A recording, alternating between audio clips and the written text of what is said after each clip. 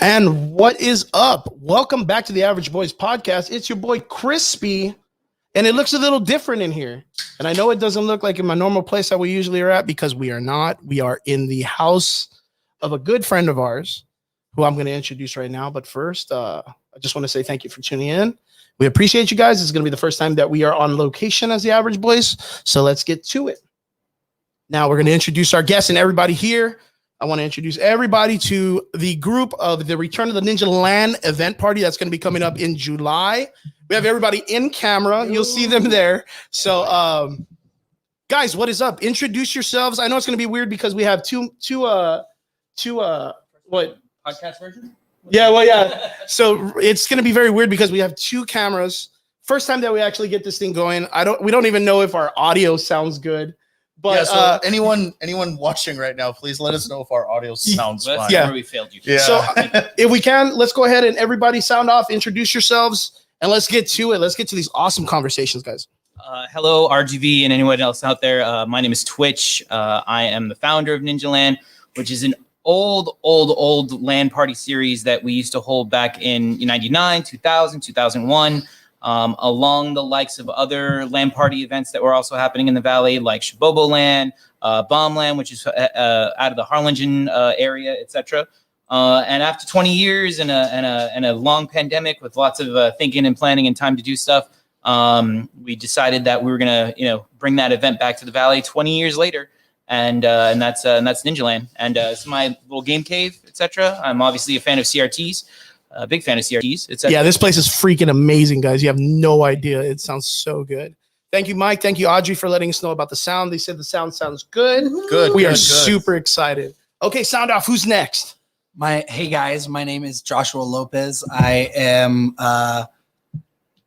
the co-coordinator, I guess you can say. Are you Josh Lopez, the bassist from Immortal Guardian? Immortal Guardian. So I'm Joshua Lopez of the band Sonic Boom and Immortal Guardian. Sonic and Boom Widowmaker Studios. And Widowmaker Studios. I am known for producing lots of metal and rock down in the Valley, and I play in a kick-ass video game tribute band. I love it, dude. I love it. Metal themes and on 8-string guitars So sick. of your favorite video game, TV, and movie things. Anything from Star Wars, Street Fighter, Halo, Metroid, Castlevania, Mario. We got a whole bunch we cover. And on top of that, I've been throwing my hand in helping Michael put this event together. So, yeah. Excellent. Sounding off next, Matt. Oh, I thought we were. They already know Trigger. They know Yeah, we already know Trigger, guys. Right. All right, hey guys. Yeah. No, my name is Matches. I'm a Melee player. I'm the head Melee TO for Return of Ninja Lan. Mike brought me in, Twitch brought me in, and he said that he needs some, old school Melee players. And we know I've been in the scene for Melee for about 7 years. So it's not too long, but, enough to get some people down here for a regional. We're going to have a regional we'll talk about later. Just got mad love for the game, got mad love for Smash, old school FGC player, and just here to throw on a big regional tournament. So I know it's kind of awkward. I'm not facing the camera, but I'm just seeing you in the back. We see you. Yeah. Good to meet you guys. Yeah. Excellent. And our last guest of the day. Julio Ham Hernandez. Oh, I like your radio voice. You got the voice, dude, of God, man. Yeah, I have Let's hear that. Yeah, voice. no, I have that deep voice, as you know. So what do you do, Ham? So first off, shout out to everybody, RGV. Some of you know who I am. Some of you don't know who I am. But to start off with, I guess I've been part of the fighting game community for a long time. I'm also a competitor. I'm a tournament organizer. Straight up Yep. baller. Yep. I have been a top. MVC2 champ. Yeah, I've been a top competitor in a lot of old school retro fighting games. I made my mark in Marvel Strike 2. I got 9th place at Evo in 2008 and That's other events in the past. No joke. Yeah. Yeah. I also play Super Street Fighter 2 Turbo. So in lieu of me playing competitively, I've dabbled into the arcade world. Or I gotta thank my boy here, Michael Murphy, For bringing us all Yeah. our first cabs. Michael Yeah. was there and gave us all our first cabinets. My first Kaka cab. Yeah. So I actually met Michael at an old business he had and whatnot, and he showed me his ways of collecting arcades.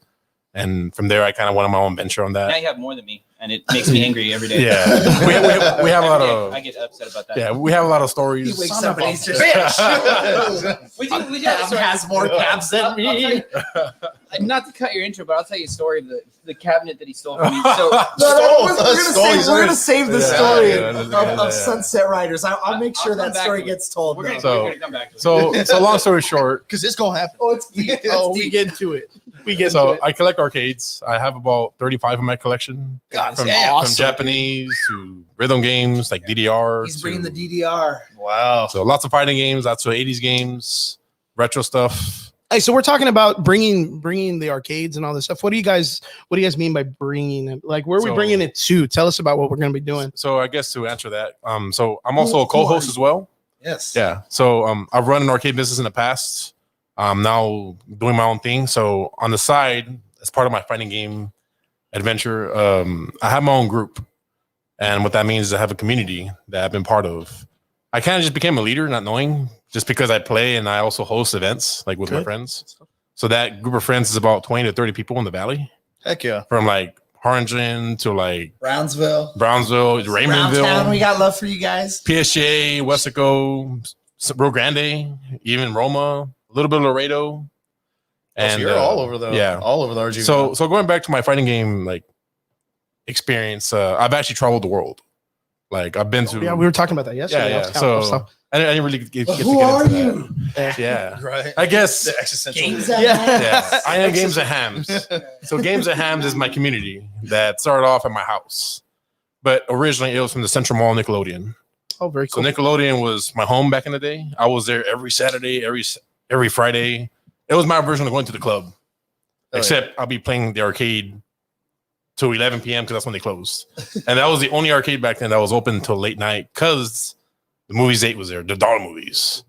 You finish watching your movie, Rest in peace. your eyes are R.I.P. hurting, and then you walk out to the exit, you see the arcade right there. And then you just go get some games in. You see a Marvel movie, you go play Marvel Spectrum 2. You want to go play a rhythm game, you play Beatmania, you play DDR, you play Galaga, whatever you're into, it's all there. That was actually the best arcade we had back in the Now you day. have some of those guys, right? Yeah, and I actually got some of those cabs from other people out there and whatnot. So, anywho, to end this off, I've been playing for 20 years. I've been in Japan. I've been California, Vegas, New York, Canada, Mexico, all over Texas. A lot of people know who I am for the games I played. Not only that, I've also hosted events.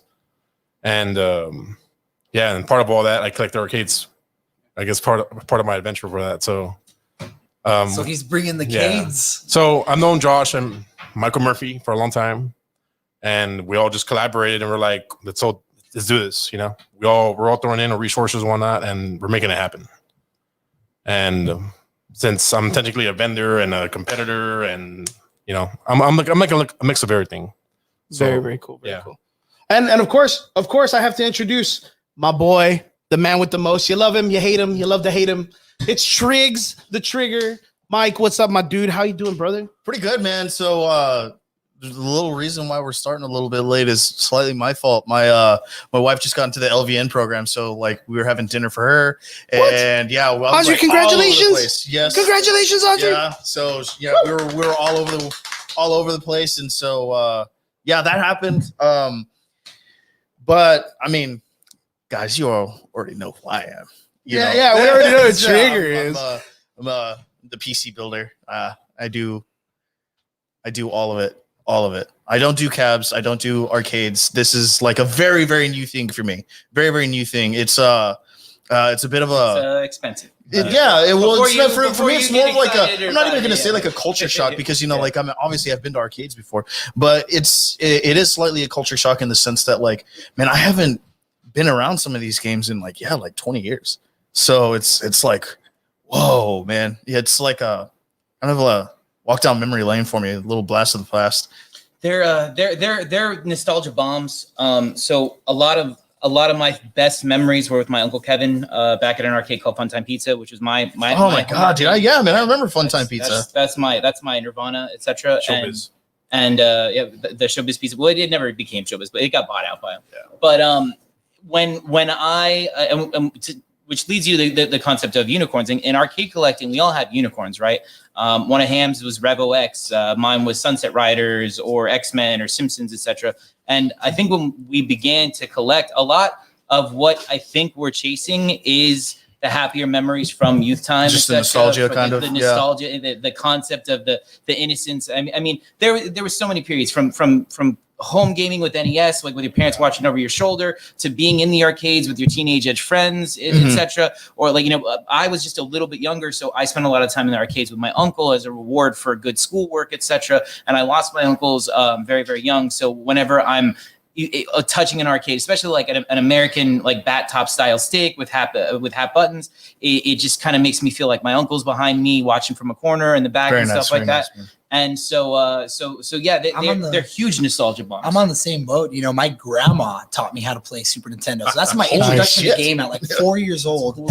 I guess she was playing with my uncle because when they got the Nintendo, he didn't have anybody to play with. So she was playing Contra with him and Zelda and stuff. And then they had the Super Nintendo phase. She was good too, apparently. Yeah, well, she was good. So let me when I came of age, she had already put it away for a bit, but I was like 3 or 4, and I kind of noticed these games around. That little lass, dude. She showed me Super Mario Brothers, Zombies Ate My Neighbors, Super Ghouls and that's because they're doing a remake right now of both of those. Yeah. Both those last two, they just dropped Super Ghouls and Ghosts, and now it's co-op, and they're doing Zombies Ate My Neighbors. Yeah. So she taught me those. Zelda Link to the Past was like one of our biggest games, and I would wake up to school in elementary, and she'd still be playing like Yoshi's Cookie or some game that she rented at Video Plus or Top Video. You know what I mean?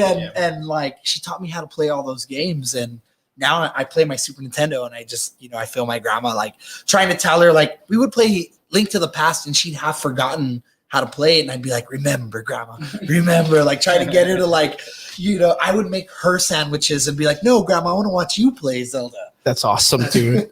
We pull some nostalgic stuff just out of the cabinets. Manuals signed by individuals from the past. Tokens from Peter Piper Pizza. We haven't found a Gorilla George's or a Funtime Pizza though. And you know what? I was just about to ask about that. Have you guys had any connection? Because I have a friend of mine that's really into Five Nights at Freddy's, and he wants to get the animatronics that they used to have at the place. The Gorilla. There was some for sale. I remember I messaged you the other day. We have a little arcade talk group, and I messaged him.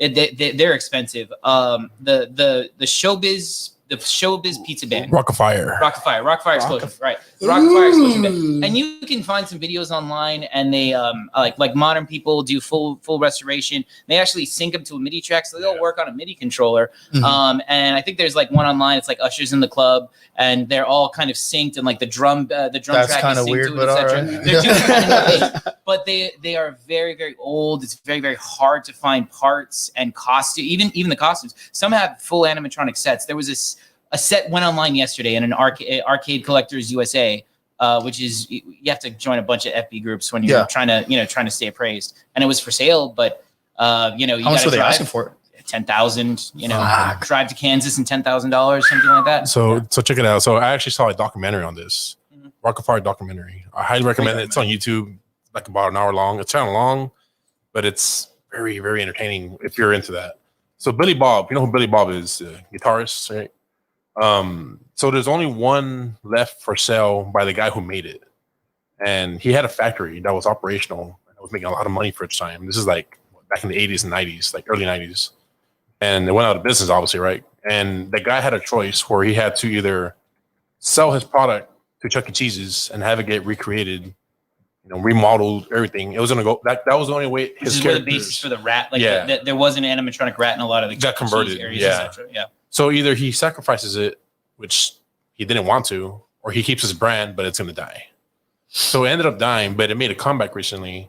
And that goes back to what you're talking about, where they made remixes of other songs. So imagine like Dr. Dre or like Eminem or, Metallica. So much of it has been lost. I was like the first person to bring back digital evidence of Funtime Pizza and Gorilla George's.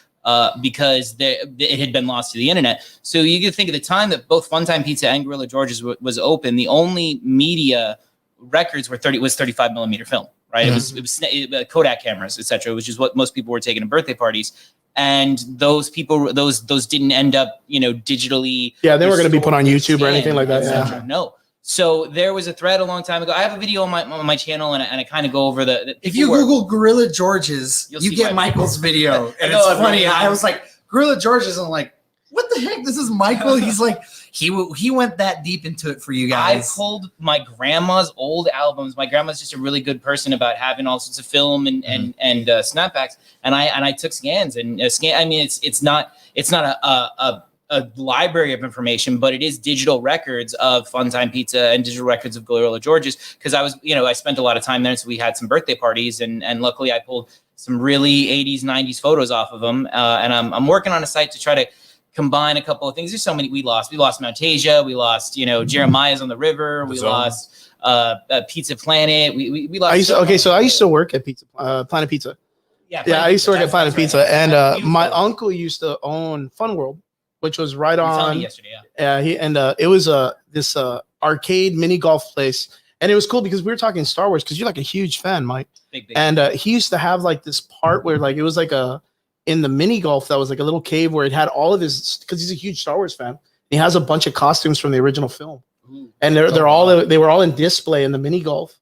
And it was just so cool. Like, of course, like now it's a tractor company, and it's right there off of Trenton and I want to say McCall, right across from the Walmart. That's right there. Oh yeah. Yeah, there's like a tractor company that sells a bunch of construction. That used to be a mini golf place. It was mom. Yeah, I remember that. And they used to have a big gorilla in the back, like just ginormous, like King Kong thing. Or Mr. Fun. It's really interesting because God, man, like I said, it's just like fucking stuff I haven't thought about in like 15, like a long 20, time. Yeah, because it's years. almost like we were talking about Nickelodeon and stuff like that, right?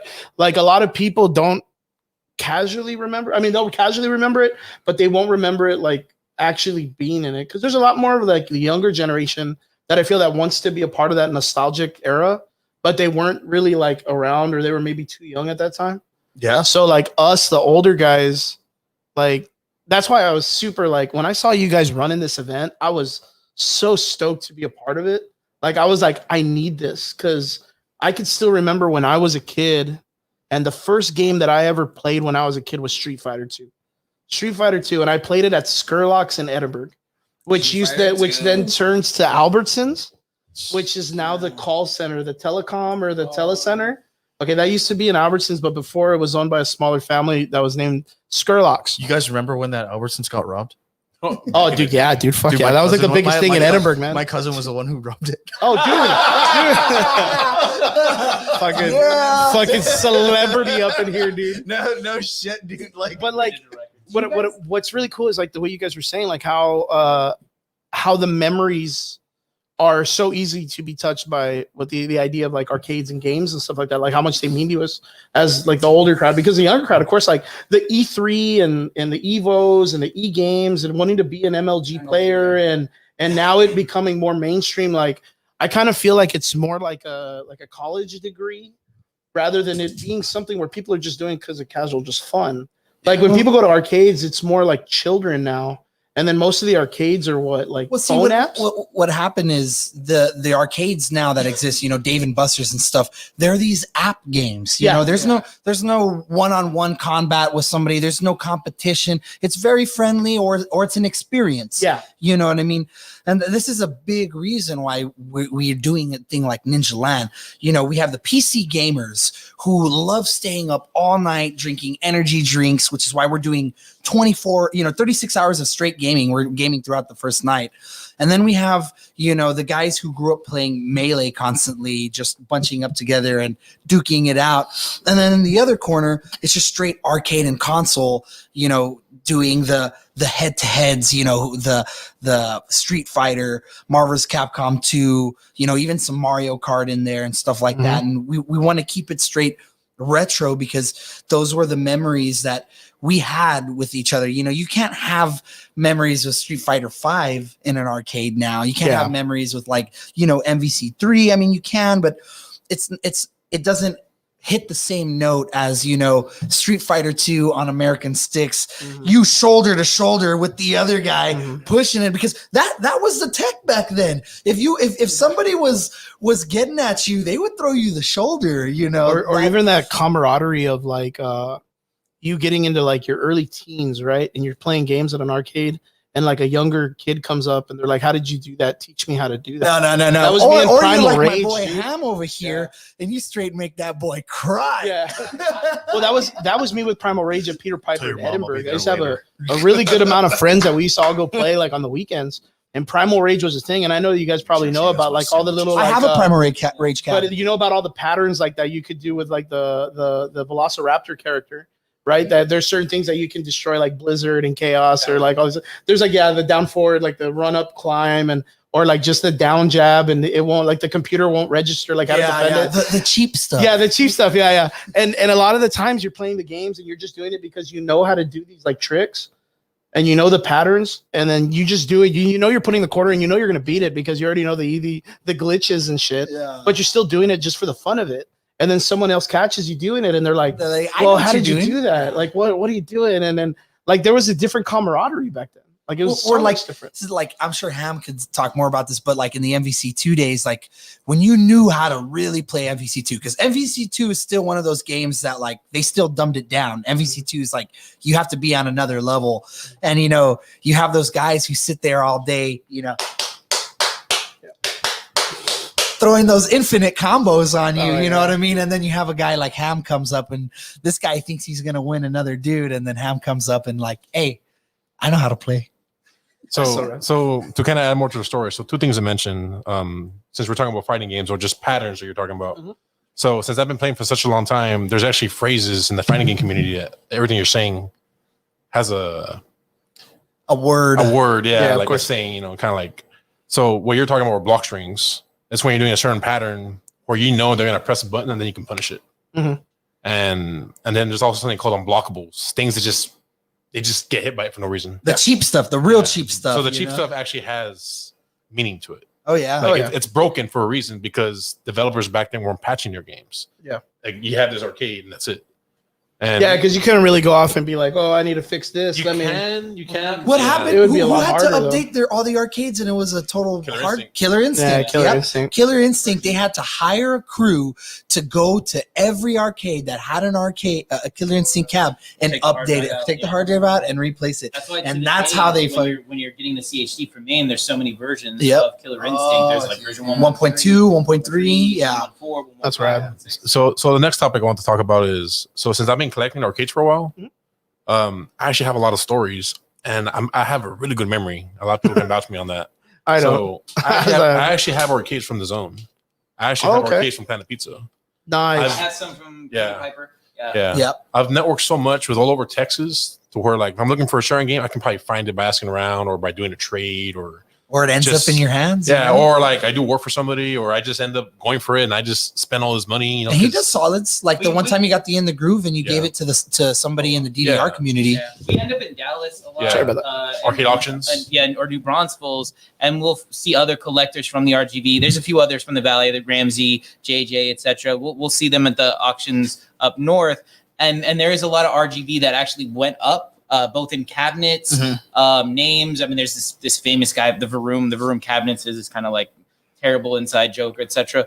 But there's a piece of the valley that's gone north, and me and Ham have brought some down. One of the saddest things, there was a Cinemark door from Movies 8, and it had gone for sale in one of the local groups, and the guy had asked for like $8,000, $9,000 to it, and I was like, "There's no way. Like, there's absolutely no way that the only way you're going to get that is if you donate it to a museum and write it off for tax purposes, right? Like that's the only way you're going to get that much value." And I wrote a Facebook wall of everything. You ran it. I Yeah. ran it, and I was like, "You should donate that to Flux. You should donate it to Goliath. You should donate it to somebody locally that will put it up in their shop, so that other people that grew up could have the appreciate opportunity. that." And which game was this? No, it was a door. It was Okay. It was a beautiful green with pink hexagonal squares. I mean, you got to go to that memory to remember walking in older style Cinemark doors, which look like a Saved by the Bell door, yes. and it had the blocky, Yeah. kind of 8-bit window screen with Mhm. the crosshatch window, and then it was pale pink. It was as pinker than my shirt is, Yeah. etc. And he had it. He had gotten it from a demo. They had destroyed almost everything. When they took it down, they literally tore it out and damaged, like they ripped seats as they ripped the seats out, right? The cabinets were all sent up north. A lot of the signage and stuff like that was all destroyed then on site. This individual had helped do the demolition, and they let him pick one thing to remain. He picked a door. He'd had it for a bunch of time. He wanted to get some money out of it. I tried to convince him heavily to let it go to DeLoreans, as like, take that down to DeLoreans. Oh yeah, no, that would be nice. That would be nice. Yeah, write it off on your taxes, and let anybody who ever walked in front of that door bring back to that nostalgic moment by especially in DeLoreans. Keep that in the valley. He sold it to a collector in San Antonio, a Carmike collector, and he got 6,000 or 7,000 for it. Which, you know, I can't begrudge someone to get your money and shit, but I was still I advocated very heavily for him to try to keep it and remain in the valley, and I was unable to. It sounds dumb, but me and Ham are trying to do some of that work of keeping things and bringing them back available, you know, in order to have them, you know, some of those nostalgic memories to be able to return. I can still, you know, hear the sound that a quarter makes when you slap it on glass, when people would, you know, put up, I'm next, I got next and shit like that. Yep. And some of the only ways that we're going to retain that is through arcade preservation, through game preservation, through a little bit of RGV history and culture preservation. That's something that's important to, I think everyone's. Yeah, I spend with these guys a lot of time working on cabinets and restoring cabinets. We have like an NBA Jam in the works. Ham has like some, you know, Nintendo Play choices like Pac-Mans and Donkey Kongs, and we spend a lot of time restoring cabinets, which would be really expensive, but because we're hobbyists and we have like the technical means to do so, you know, we are here preserving that little bit of our childhood. And what's your process for you know, trying to restore some of these cabs? Every game is different. Everything is different. We have American stuff, we have old stuff, we have Japan stuff, we have, you know, Midway cabs, Neo Geo cabs, Redemption. We have JAMA, we have what's the other one for Japanese cabs? JVS. You know, these are like different languages, and it's like, do you know this language? Mm-hmm. Well, you got to know the language, and you got to know how to fix it. If you look at the side art on that cabinet right now, that had been painted over. Yeah. We actually use Citrus Strip, and we coat it in Citrus Strip, and it's a special paint peeler. And, you know, it depends. Sometimes we can get a lot of Midway cabinets have been painted over. Killer Instinct wasn't a profitable game initially when it was in arcades. Now it's an extremely valuable arcade cabinet. So what a lot of owners did is they switched the game out and they painted the sides of the cabinet. Yeah, because you would spend, like, let's say you spend 10 grand on KI and it didn't work out to you. You didn't get to play very long. Yeah, you didn't get a lot of money out of it. So they would be like, I'm going to buy a new game PCB. You would pay whatever it was, a lot cheaper for the new game, and they would just paint the cabinet, put a new sticker on. And we get a lot of those. This Killer Instinct, 2 Killer Instincts behind us were painted over Midway cabinets that With Michael like was peeling over, and he's like, "Hey, I think there's something under here." Yeah, I go to auctions and I scratch little corners. And I'm like, "What's under here, guys? I want to find out." Check this out. They go to an arcade auction last month. This just happened last month. They go to an arcade auction. We want to get an NBA Jam for a friend, and you know we're gonna charge him whatever, and we see a cab that is the same cabinet. Okay, it's the same cabinet. It doesn't mean that it's the actual NBA Jam game. That just means it was a Midway cabinet that held NBA Jam, this other game, it held a number of games. Mortal Kombat, yeah. So, you know, what we're going to have to do is we see it's painted over. It's a police trainer. It's a police trainer shooting game. Oh, I remember that game. So we take it over and we're like, you know what? We're going to take everything out. We're going to put it to NBA Jam. We're going to have to replace the control panel because it's got the gun holsters in there. We're going to have to do all this stuff. Well, lo and behold, I take the control panel off. It's NBA Jam. I go to scratch the side of the freaking paint. It's NBA Jam. Nice. What is the coincidence that we buy this cabinet for the purpose of converting it to NBA Jam, and it happens to be an NBA Jam? $600 to do a full set of side art. I mean. Oh yeah, the art alone. If the cabinet, if you're taking something that's been converted to a police trainer or a point blank or buck hunter, for God forbid, right next to this guy, that one never made its way back home. But sometimes to do full art restorations, I mean, you're talking about $400 to $800 for the amount of vinyl. What's the most you've ever paid to do artwork restoration? Like $450. Yeah, So I mean, it can go. So check it out. So Trigger, you're asking what's the process? The thing is, there's a lot of processes on this because you have to be a carpenter. Yep. You have to know how to apply decal. Yep. which is another skill because some of us suck at it. Yeah. And we learned. Yeah. You have to know electronics. You have to know how to measure power. And you have to know how to fix. Thank you very much, sweetheart. And you have to know how to fix old TVs. Yeah. Which is the hardest. We just fixed the Gauntlet Legends by finding a Nice. Holy shit, dude. that's awesome. We're going down. We're getting Dude, down. I would do lines for fucking Gauntlet Legends right now. We'll play some after the podcast. We just What's up, Sal? it had a 32-inch screen as a 32-inch CRT. Yeah. Impossible to repair, impossible to find replacement parts. Oh, yeah. We ended up ripping it out and putting in a CRT that had a VGA input. Rest in peace. We found we found a set of Zenith VGA school district PCs that were made for presentation, and they supported. This was like 2 months ago. He's like, "Hey guys, I got a lead on all these." I got a lead. I'm like, I see something on Facebook. I got to get in. I got to haul ass to a Goodwill, etc.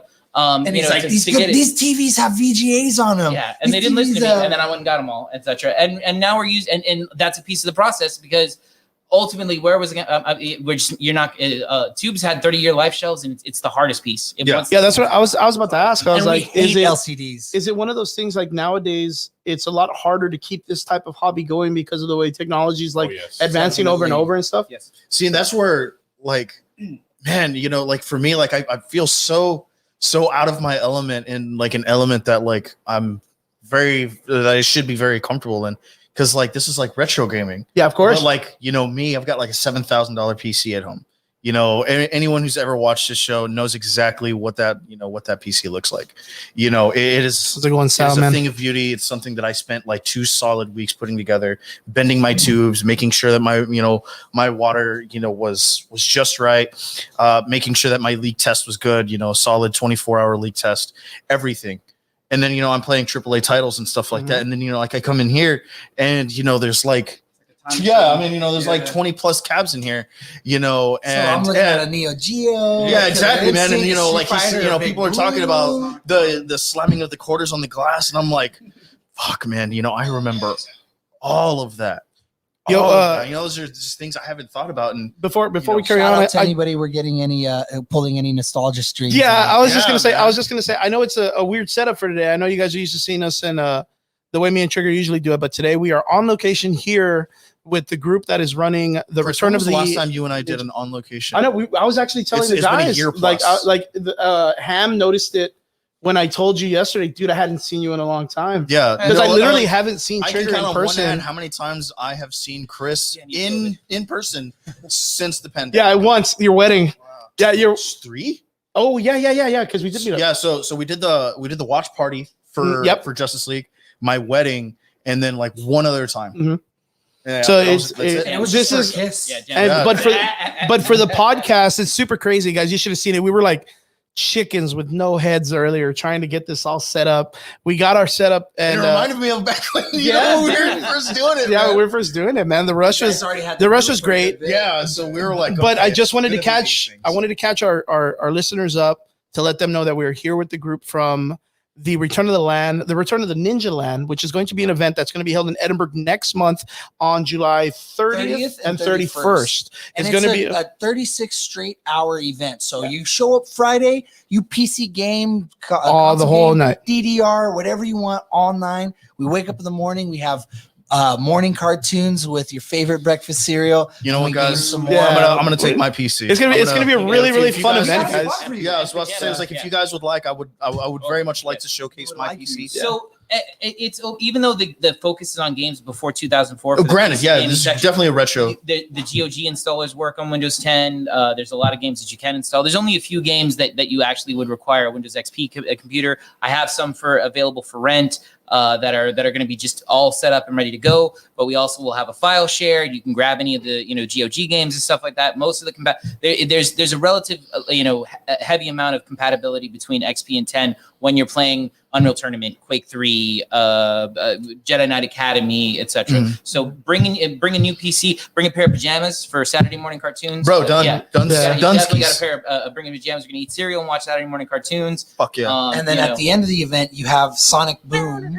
Yes, dude, I'm super excited to see you guys play, man. DJ Nexus of the Side Room and DJ Divine. And DJ Divine is actually going to give us some Sega remixes. That is rad, dude. Prepping some stuff. The Side Room?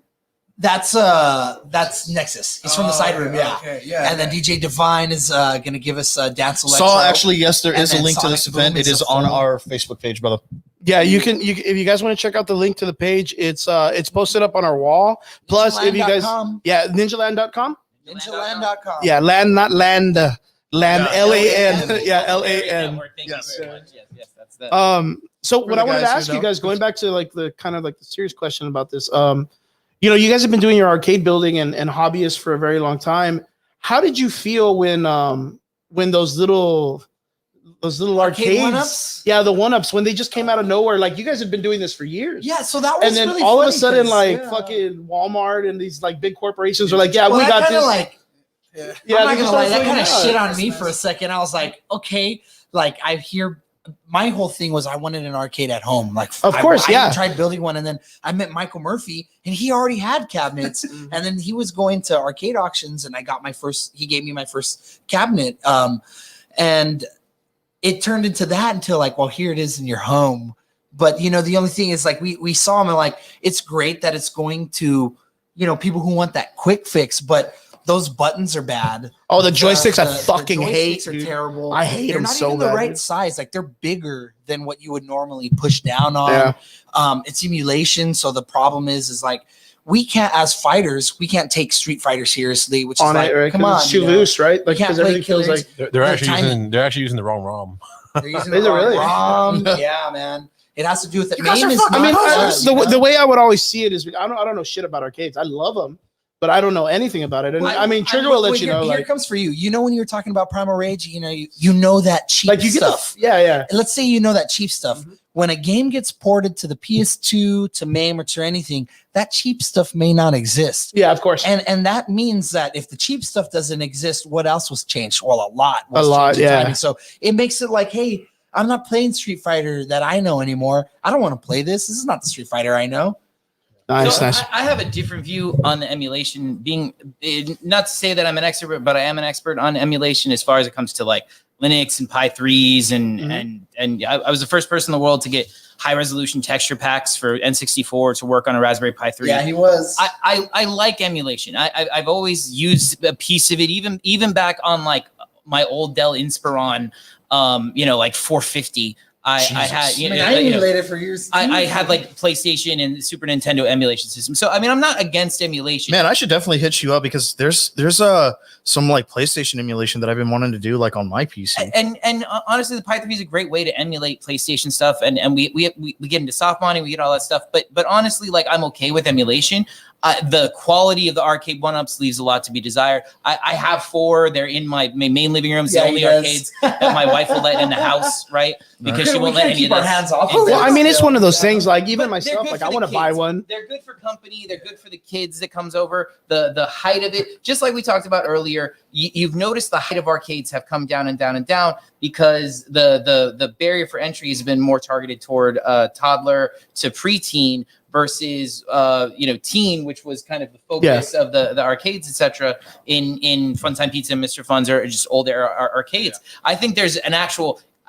Call me crazy. I think there's a correlation between the rise of like teen mischief and criminal acts, and that correlates with arcades becoming less and less like teen focused or whatever. Yeah, because they don't have a place to congregate. Nowhere to go, man. Like as the things got shorter and those became more focused toward toddlers and birthday parties and such, then the teenagers. When we were 17, what did you have? You could go to the movies. You could go to Movies 8. You could go drive around Tinseltown. You'd go to the arcade. Maybe go to Mount Asia. And maybe go to the drive-in, but we even had like Mystique or like teen nights, etc. like that. You could get out, you could get into a little bit of trouble, but there was healthy outlets, and then those all disappeared. Mexico was this big, huge moving target for underage drinking, etc. Not that I was immune, but but there has dried up the amount of healthy, positive. And video gaming, whatever you want to say, video gaming has always been a positive, a healthy aspect for that. So 100%. I'm kind of a little bit upset about that. Arcade one-ups, it's weird. Chris DeLeon, a prolific Killer Instinct gamer down Our here. dude. Oh yeah, loves him. Yeah, we love that guy, man. All about him. He's getting rid of his original CRT. He's getting rid of an MK2, an MK1, and 2 MK2s, And right? it drives us mad. It drives like especially CRT collectors who put so much effort into maintaining CRTs and collecting them. So like Matches is part of the Melee community. You know what I'm talking about. Yeah. Melee gamers have been prolific about gaming on CRTs. And can you explain why that is and why it's been so important and why 1-ups or LCDs is just not caught on in the Melee community? Yeah, for sure. So actually, just real quick backstory. When I would play, I played.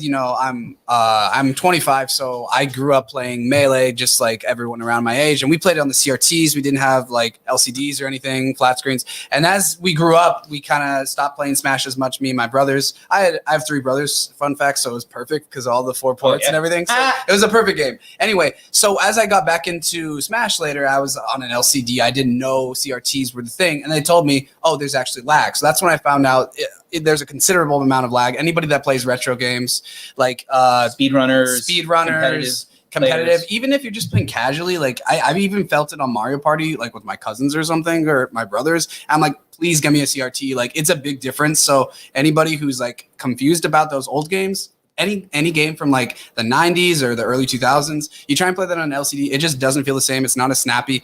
Going back to Melee though, this is going to be our big event, our big tournament for Return to Ninja Land, and Ninja Lan. I said Land. Yeah, there you go. Lan computers. Yeah, it's a console game, but it's honestly from the same time, from the Blockbuster times, from the arcade times, the DDR times, and we have to play this on CRT. This game came out in 2001. It was a second Smash game, and we're still playing it on those old school CRTs. We get them from Goodwill. We get them from our grandpa's house. We get them from our cousin's house. And it's really important. I mean, like, you guys all play on arcade cabs, and you also play the console. You won't play MVC2 on an LCD, not competitively. Yeah, you need the CRT. It's different. And honestly, like, controversial if you're a big LCD fan, but I honestly think they look brighter and sharper and more crisp, like, if done right. Like, I know Twitch has here these PVMs, which I had heard of and I had never seen, and it's incredible. PVMs are they're gorgeous, guys. 1,000 scan lines, you know. Yeah, like the monitors that are behind the second screen that we got going on with the group. How much does one cost you? Those monitors are gorgeous, guys. They are super cool. They're in the multi-$1,000 models now and stuff like that. You can get into PVMs for $200 and $300. Maybe $150 or $200 if you're thrifting. But COVID has had a severe spike in all retro. And I'm sure you guys. I think just like in all aspects of like life. Yeah. Switch, I mean, look at what happened to the Switch. Yeah, and I mean, computer parts. Me personally, I'm a huge computer builder. I mean, I have one that I'm planning out right now. The particular case that I was looking at is the NZXT. Go to the link, guys. It's a small form factor, all in one, with its own power supply built inside of it. Had a horribly lethal flaw in it, and I say lethal because the riser cable, the riser cable will set on fire. Everyone says CRTs will kill you, but. And very rare. Oh yeah. And so, like me, they finally just came back, brand new riser cable, all sold out. You want a 30 series? Guess fucking what? You're not getting one unless you want to play, 2,500 plus for a GPU. You're not getting one. Carts have gone, and me and Ham have said it's really good because we own a certain amount of arcade cabinets. We've watched them. Me and Ham used to pay $25 and $50 at our arcade auctions to walk away with Neo Geo 4 ports. And now they're auctioning off 900, 1100, 1300. We're talking in an auction state. You have to have cash in hand, be at the event, have a trailer, staff to move it, and stuff like that. And that's not mentioning what it's available for, like on the resale market, shipped to your house in a perfect condition. And a lot of the times the condition is not is favorable. Not favorable. It's missing something or some damage. It always needs work. They almost always work. COVID has had an increase on PVMs, retro carts, arcades. Almost everything that me and Ham are into collecting. Anything vintage, retro. And I've watched Tamagotchis go up. I've literally watched Tamagotchis, go up in That's value. horrible. I'm looking to get some for horrible. Ninja Lan. And it's odd because me and Ham obviously have a certain amount of things, and we've seen our things appreciate in value. But we weren't done buying, right? Like I wasn't done buying. Ham wasn't done buying, and so now we're looking at paying 3 and 4 and 5 times, especially like if you get into the rut. of like I'm used to. I got spoiled to paying. I got spoiled to going to the Mercadome, right? Yeah. I got spoiled to what thrift stores used to be in the Valley 7 years ago, 8 years ago, walking out, coming back with a pile of Stuff, GameCube controllers and Power Gloves and whatever else like that. And now trying to go to the thrift markets and everybody already bought them up and now they Everything's want all bought internet up. prices. Yeah, You now know, they want bigger what prices and Amazon stuff. has done, and it's like, look, I just dug through a box of chones to find this, NES cart, and you want to charge me what I could go, to Kaboom and pay for it out of an air-conditioned building, which I can totally accept retail price at a place that I can get a soda, have the air con, everything's organized, the labels have been clean, they can guarantee a return policy. I just, could have gotten scabies getting this cart, and you're not going to give me 50% of its retail value. That gets frustrating. So, of course, F you, COVID. Thanks for screwing up my pricings. It's really cool that we have like a group of you guys to kind of preserve the retro games, because like even in my game, which isn't as old as some of the caps here, it's 2001, and I still hear people saying, "Oh, you play that game? Isn't that game from like the 90s? Isn't from?" You see, and I was going to ask you Like, too, don't because you have players that are like 18, 16, Yeah, we got- 17? Yeah, and We it's got new weird. players coming in all the These time. kids that are really young, we're already old to them. Yeah. Like, I was going to you know what ask. a Nintendo There's is? people that are good at this game that like were born after it came out. That beat me. They're like 18, 19. It's very weird because like I was going to ask Matt, because I know that you were like more of the Smash and the console. Yeah. And I know that there was like, because I used to play Smash, and I told you like I used to play competitively back in like 2002 and 2003, right? Like we used to compete to MLG and all this other stuff in Austin and San Antonio. We traveled all of Texas and my stuff. competitive stream was all in MMOs.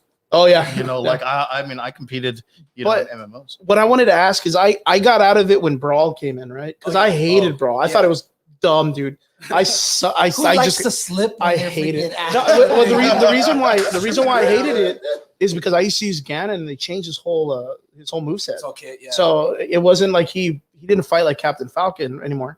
He fought like a whole new character. So his movesets were shit. I hated it. Yeah. And then of course, like it went to the newer game, which is what, Ultimate, I think. It went Smash 4, and then it went Ultimate, which is kind of the same thing, honestly. And I know that they were kind of like tweaking it, and I know that Ganon is still a heavy hitter, and Ultimate like they is wild right now. But It's madly popular. what I wanted to ask you was, do you prefer competition in person or through like online? Oh, 100% in person. I mean, like we love online. I mean, we had to be safe for a long, long time. Finally, things are opening up. Finally, we're able to have this big event. But like you guys, I kind of want to chime in a bit with what you guys were saying about the arcades and everything. Like, I would go to like La Plaza Mall, which isn't the exact same place you guys would go. And I played the DDR. I played the arcade cabs. My brother, shout out him, he would have these parties like at the end of the year every year, and he would have Halo, he would have Melee, he would have 64, and I was younger at the time, so I was kind of born in this, and it was just a different feeling when they would rage and they would throw their controllers. It's all part of the experience, and it's just something you can't replicate online. Online's great. We got to be safe. We actually have a new version of Melee Online called Slippy. Didn't they invent and roll back netcode for like COVID forced the invention of rollback netcode? Yeah. COVID forced the invention of a lot of shit, dude. Screw you, Nintendo. Yeah. We did it before you guys could. We have this guy named Fizzy who's just like, they consider the hero of the community. He basically invented rollback netcode, one guy, and he just put it out to the world, and it's called three of the lockdown. Like week 3 of the lockdown, everyone was like, "Oh, this is like really sad," and then they're just like, "Boom, rollback netcode." We had online tournaments, we had online majors and super majors, and it was just a different world. But now things are kind of transitioning, and Ninja Lan came in at the perfect time back to IRL. So now all the people that are kind of like hungry for an IRL tournament, hungry for a regional, they can come down to South Texas and check it out along with all the other retro stuff. So you guys can come down and get that smoke. Is that why you guys are using Smash GG to keep track of these rankings? Because you've kind of built like this crazy thing online, and now it needs to transfer over. Well, yes and no. The Smash GG has been a thing for the past few years, and Smash GG is the same thing that I use. Just a dude from McAllen, Texas, is the same guy. Mango, one of the best in the world, and some of the other people that are best in the world, and we're all on this system called Smash GG. And this is just what some FGC games are on, and you can get ranked as soon as I go to Ninja Lan or as soon as I go to the comeback at Davy's house. A house tournament, will all be on this public ranking system, 1 through 1,000 or whatever. CNBC moment, etc. Like that. We have a guest joining us. Oh, we have a little guest. We have a little guest joining us. Mike's GG. daughter. Hi, little one. That's all that is. It's a ranking system. So to kind of chime in on that, so I'm on the FTC side of things. So when quarantine started, we took a hit hard. Like there was no more offline. and I was one of those And competitors. we were not playing Killer Instinct and Mortal Kombat 3 online. Like we were playing on hardware. So Yeah. we have to show up in person and play on a cabinet. Like we are still living that. Yeah. Me and Ham. Yeah. Well, the Pi had implemented some matchmaking, some lobby, some matchmaking Yeah. stuff, but But it's from still a very, cabinet- but from not a at a cabinet, competitive you know? standpoint. Or it's Maybe a Raspberry. Yeah, no. So to continue off on that, so when quarantine started, quarantine started, and then there was some politics behind like the FGC, and then Evo getting canceled. Oh yeah. And Sony then, bought Evo yeah. eventually, yeah. Yeah, Sony bought Evo and whatnot. But before that, there was that incident with Mr. Wizard. Don't really want to get into that. But what I wanted to say is that's when everything was just getting canceled. You know, like concerts, competition. I was supposed to go on tour with Power Glove. If you guys don't know, Power Glove is a big video game band that pretty much laid it down for all video game bands, including Sonic Boom. I mean, they are the role models, and I'm glad enough. I'm fortunate enough to actually have played with them and be really good friends with their guitar player. And we were supposed to be touring last year. The moment I was supposed to take off on my flight, the day of they shut everything down, all the flights. I was supposed to be taking off and getting ready to practice with these guys. We were doing 30 days across the US and Canada, and everything just got halted. What ended up happening with that? Well, we postponed it, and it was postponed till this fall, until August 18th. And we actually just booked 2 weeks leading up to that month of touring with the band I play in, Immortal Guardian. And as of 3 weeks ago, we're postponing till 2022. Oh, wow. So we're postponing again. I think they're shooting for a spring break, but as of right now, we booked another. Since that got canceled, we booked another 2 weeks. So I'll be on the road with Immortal Guardian playing for a whole month. Isn't a huge point of your aesthetic or the aesthetic of like Power Glove and Immortal Guardian, like retro gaming, like retro gaming lifestyle, kind of I know it's not a part of the music, but isn't it kind of like the part of the promotion and like the events that are going around? Well, see, like the whole deal was we're opening up for Power Glove, and our guitar player, Gabriel Guardian, sick guy known for playing guitars and keys at the same time. He's the fill-in guitar player for Power Glove. So Power Glove is an established name. If Power Glove has a tour going on, everybody's there. So he had already done a run with Power Glove, and as a second run, he got his band to finally play. So all the hype was just around Power Glove the entire time. Very nice. It did kind of like mess with some of our like branding and like our push, because now we're not headlining. Now it's just Immortal Guardian. So we've had to completely pivot and not do like, the Power Glove, video game. We are playing a video game festival in Madison, Wisconsin in the middle of the date, but instead of like on the road to Power with Power Glove, it's just like Immortal Guardian. And then, we have like, I think half the tours with Paladin. So they're like, kind of, they're power metal and they get the video game feeling, but they're not like video game based. Yeah. They would be like that MMORPG kind of vibe, right? Yeah, That's what exactly. they would be like those kind of like Exactly like Lord of the those Rings guys. kind of metal band. Yep. And but I am we are playing Mad with Power Fest in Madison, Wisconsin. And I'm getting to play with my friends who I've been friends with a lot of video game bands around the nation. Mhm. And I'm super excited to see the Knights of the Round. They are Knights a of the straight Round. Final Fantasy tribute band that plays nothing but Sick. Final That's Fantasy rad. music in 8-string guitars. So they're like Sonic Boom, like modernized 8-string guitar, metal, heavy, but with straight Final Fantasy music. And That's super rad. I have I'm finishing my sleeve up. I'm all Final Fantasy out, man. I love Final Fantasy. It's like my thing. Speaking of Josh, and for our listeners out there, I've known Josh and his wife for quite some time. I used to be the bartender at one of the bars where I would yeah. play at. So I played in a cover band for years. Yeah. And I was their bartender for years. And I remember he was like, I went to QuakeCon this weekend. Oh my God, I saw the new Doom. Doom wasn't even out yet, right? Yeah. Doom 2016. And he was like, oh my God, dude, I it got to was see it. fucking It was so freaking hype. sweet. And then we finally got the commercial after QuakeCon. Yeah. And do you remember Ex Mortis? So Ex Mortis is like a brother band of Immortal Guardian. They've toured, and we will probably tour. And Paladin is like another Ex Mortis with like different Very guy. cool. You know, Not- and I will just never, like in the and me, I will never similarities. forget Ex Mortis because like I felt so bad for these guys because like they came into the venue and they were just like chilling and like no one was talking to them or acknowledging them, and I happened to be bouncing at the time, and Alex wouldn't let me bartend, and then Dave came in and he was like, "No, you're bartending." Fuck what Alex said. And I was, Like, I'm he, putting you to work. yeah, he We was like, need you. because Asia was the one bartending, and so Oh, he was like, no. absolutely not. Asia, go home. Go cocktail waitress. Triggers bartending. And it was so funny because like I go up to these guys and I was like, "Hey guys, what's up?" I was like, "Are you guys Ex Mortis?" And they were like, "Yes, man.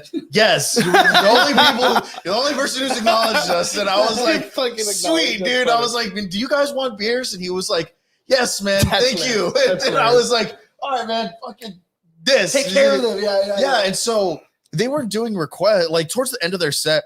They were like, you know, they weren't doing any requests. Like people were like, play Freebird, and like I was like, yo, play Mr. Crowley, and they were like, cover band. yeah, and Aces they're would have cover bands one night, and then the next night you'd have like a national tournament. You'd have Wayne Static. yeah, You know what I mean? I Powerbomb, remember yeah. bouncing for that one around the time too. Yeah.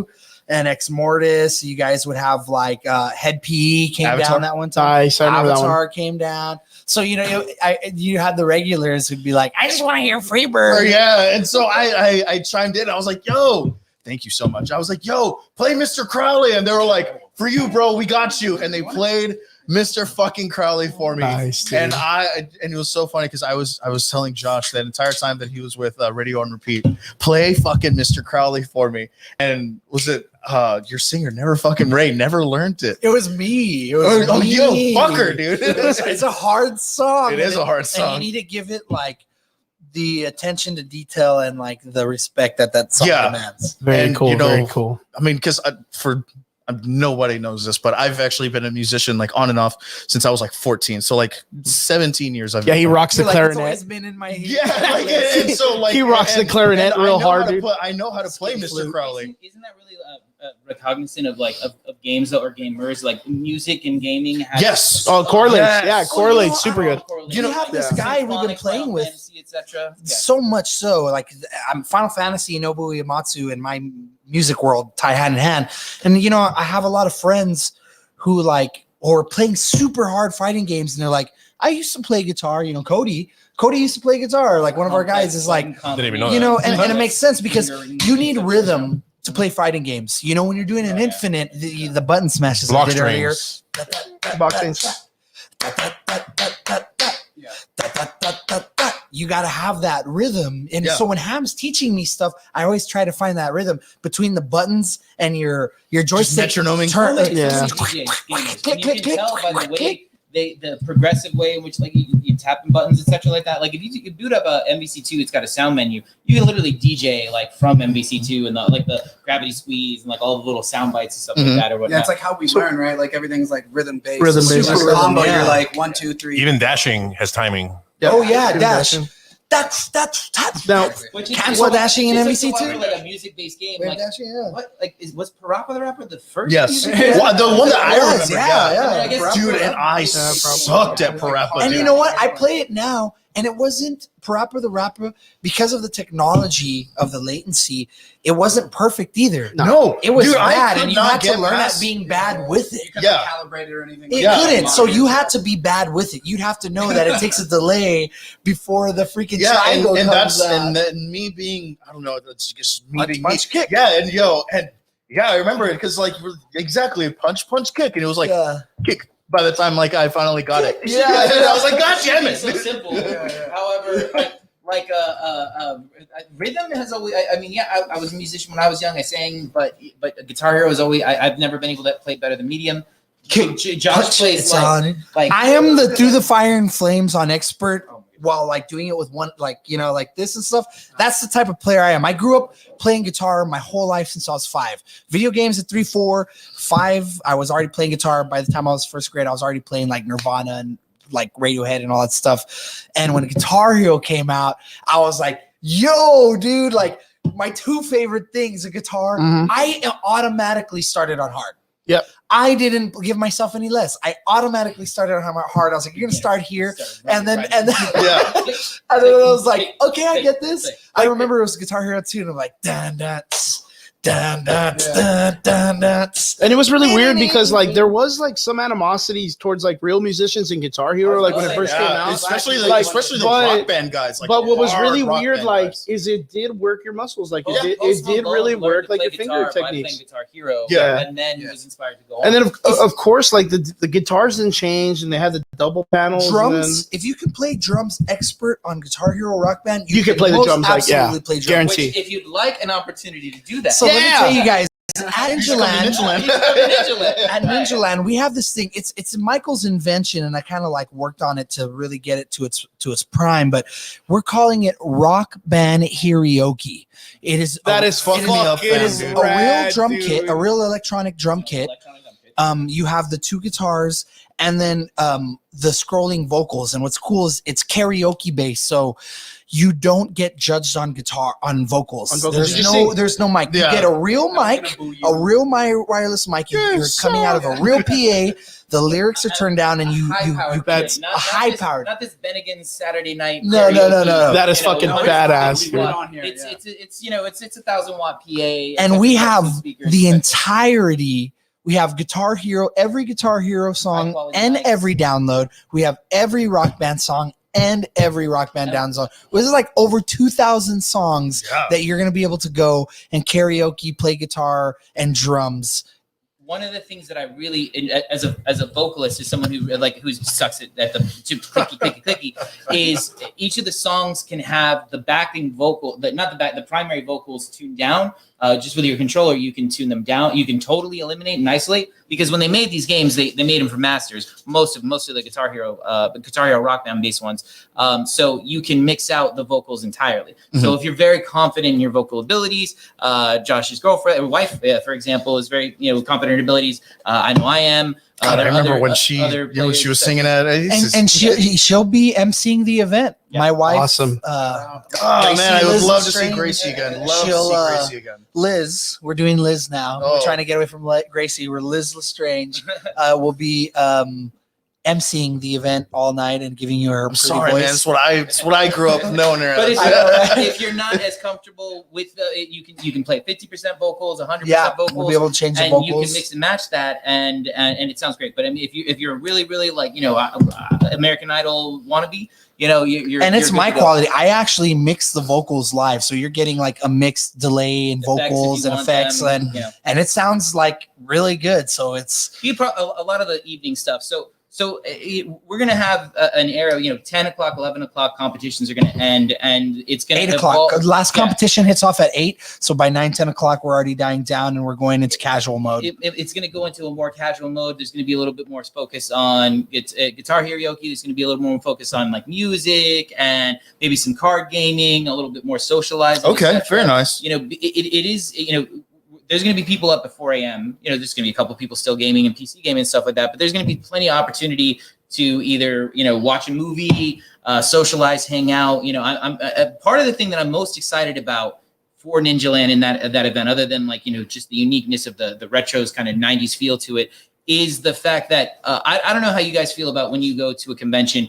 I've been to them in Dallas. I've been to them, out of state in Corpus. I've been, Florida, Vegas, etc. One of the hardest things for me is to just leave the convention center at 10 o'clock at night. Yeah. I'm already in that. I mean, You're in the all I do vibe. is drink. Yeah, man, it's a thing, dude.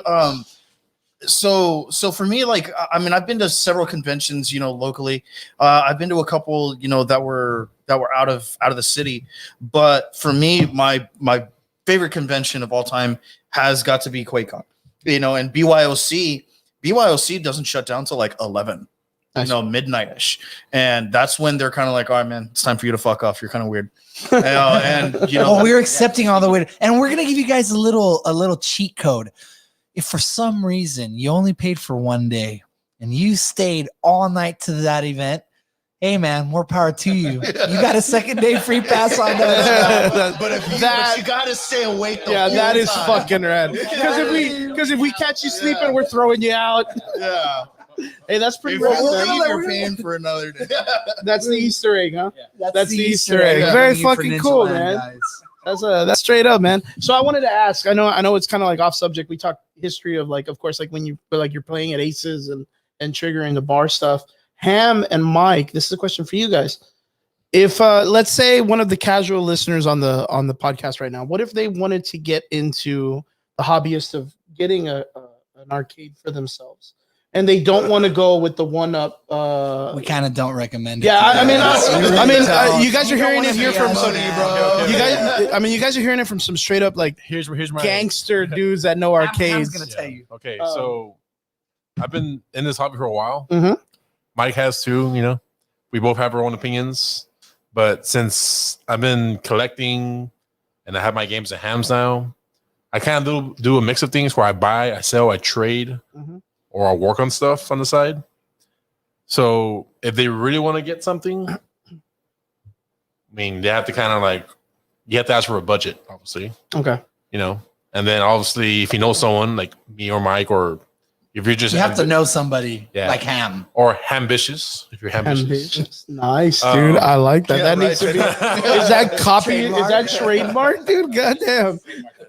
Register the domain real quick. So just know that if you're gonna get into that hobby, get ready to spend some money. I mean, it's expensive. I mean, that's like most like hobbies nowadays. I mean, building computers, thousands of dollars. Getting into drone racing. I want to get into drone racing. Yeah, man, and you know, and shout out to Nick Blackwell. You know, I know he doesn't. Oh, I got that guy, dude. I know exactly what you're talking Yeah, about. Nick Blackwell. Yeah. He's actually the one who helped me build my old PC, the one that I took to QuakeCon, my Harbinger, and dude, this guy's an expert PC builder. Yeah. Expert PC builder. You know, and this guy knows exactly what's up. Modifies cases, does everything. Has won, you know, tournaments. Case building tournaments, you know, at QuakeCon. We're gonna have a case building, or we have a case Retro. competition. So So- it's gonna be more retro based, Yeah. etc. So are you I guys? was like, I was- yeah, no, mine wait, is wait, very, wait. very plain. Real quick. retro games. We I'll haven't ask right now. decided we haven't decided the format of the case mod. We're gonna have a benchmarking competition based off of like I can't old do that. hardware. I was Yeah, gonna I say, can't- like, I so are can't you do gonna have it? Are you encouraging people to be able to bring their own like rigs? 100%. So one of the inspirations, Victor Bart out of Retro Machines, and he operates in like the Sweden area, etc., like that is the European area. They have a very specific white box only LAN party. They just had it in Sweden pre-COVID, etc. Yeah. So every box there, it's a hard requirement that every box there has to be a white box, and it's got to be a P3 or less, right? So Okay. it's got to be a P3. Retro Machines. Victor Bart is part of the administrator. There's a YouTube video. We attended 1990s LAN party in 2020, kind of like other influence, like Cinemassacre went to Blockbuster, Yeah. etc. You know, it's period correct and period specific. So that event, nobody's rocking anything faster than a P3, right? And then they have a case mod competition. They have a benchmark competition. I mean, there's usually a way to benchmark 46-based systems and stuff like that. So there is 100% an encouragement.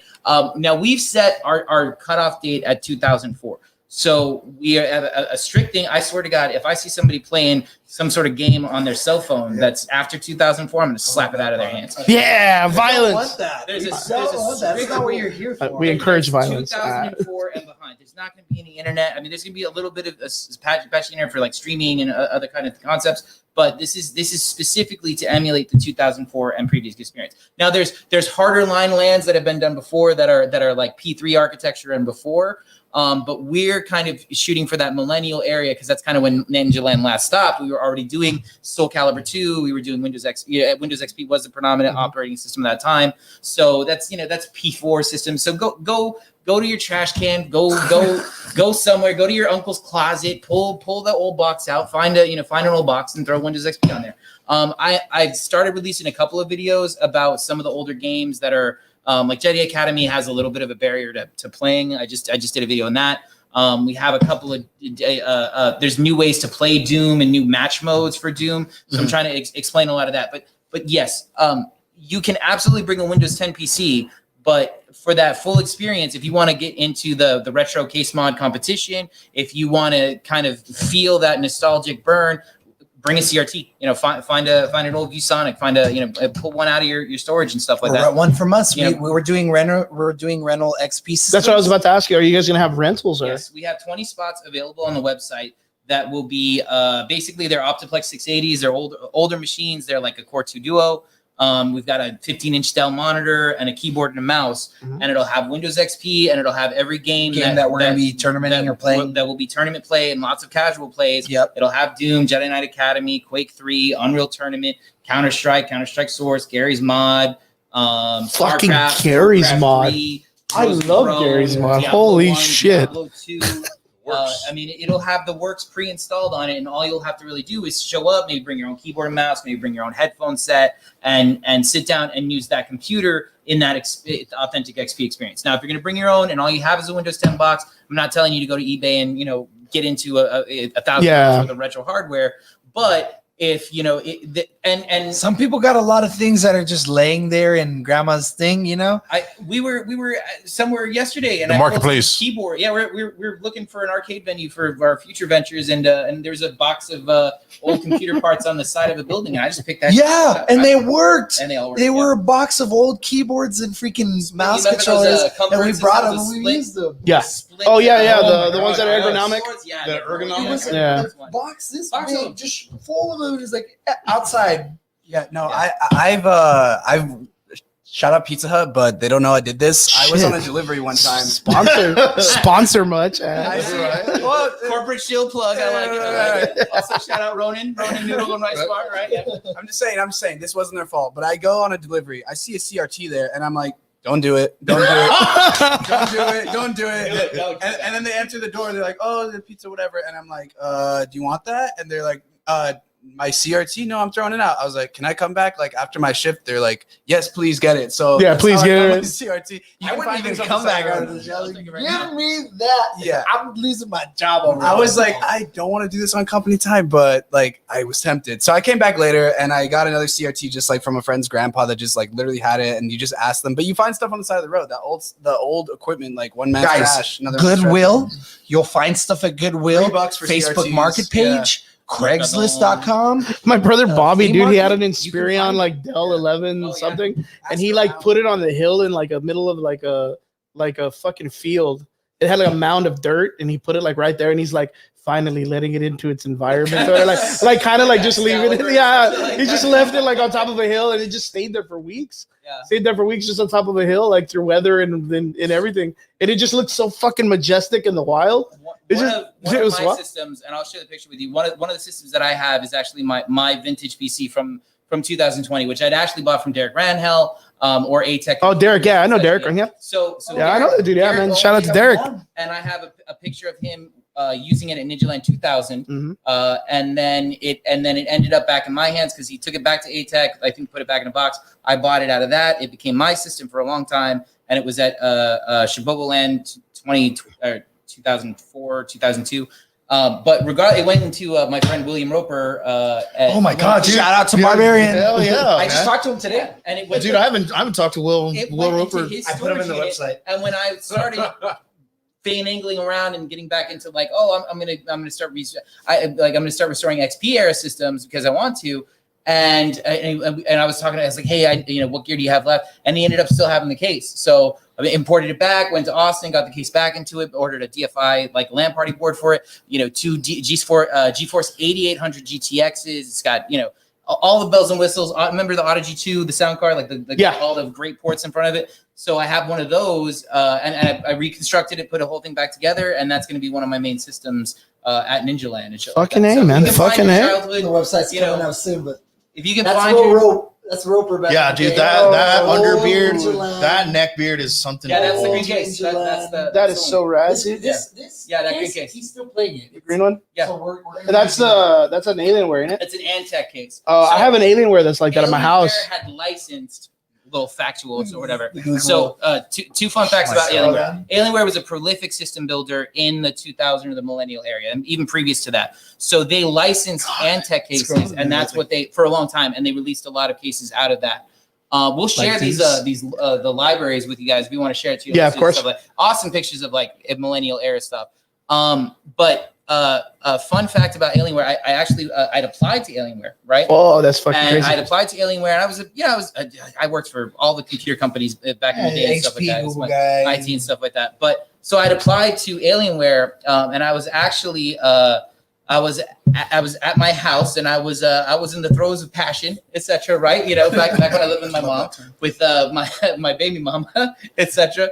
And there's a knock on my door. Right? Obviously, like my grandma's knocking on the door. Yes, what's going on? And it's like, and my grandma calls to the door. I'm like, Alienware is on the phone. And I was like, what? So Nice. Man, I throwing all my clothes, trying to get it hung up, and I never got to actually talk to him. And I was so upset. No, that is busy and shit. I never got to talk to him. And I was like, You ruined my life. You ruined my life. You ruined my life, woman. that is funny. You evil temptress. So my grandmother warned me teenage about wearing the hormones yoke. kept me away from my Oh, cheap no, 18, man. 19-year-old job, etc. But I got to work for great companies anyway. So Man, I always told myself that if I was able to ever afford an Alienware computer, like I made it. Like I made it in life. Like I was always like, that was like my dream thing. I could do it now. I could probably afford it now, but it's like they give them to me now. It's influence. that is so cool. I wish I could. For me, yeah, that's how I felt. Like in like late middle school, very very early high school. I was like, dude, if I could ever afford an Alienware, I have made it. That was it. And like now for me, now for me, it's like I'm not gonna touch an Alienware if you. Yeah. Hey, you know what? I always wanted a frag box, dude. You remember the frag boxes back in the day? The little small ones? Oh, the little small towers, the little traveling ones?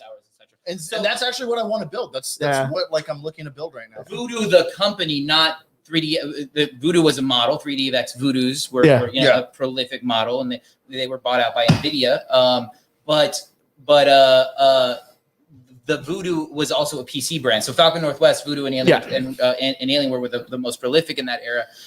And so Voodoo had a frag box, which was a little shuttle, the little small one. Yeah, that's what I always wanted. I always wanted one of those small boxes that was like 7 by 7 inch, and just like take it somewhere and just drop it, and someone be like, "What the hell is that?" And then it's running everything like LAN just party, die. Yeah, it looked like a GameCube, man. It's so wild. They made huge, big straps that you would go like when and I'd be loaded up in my LAN party. I had it, and you'd have this huge ass tower and with the straps, dude. Yeah, I mean, the carry straps.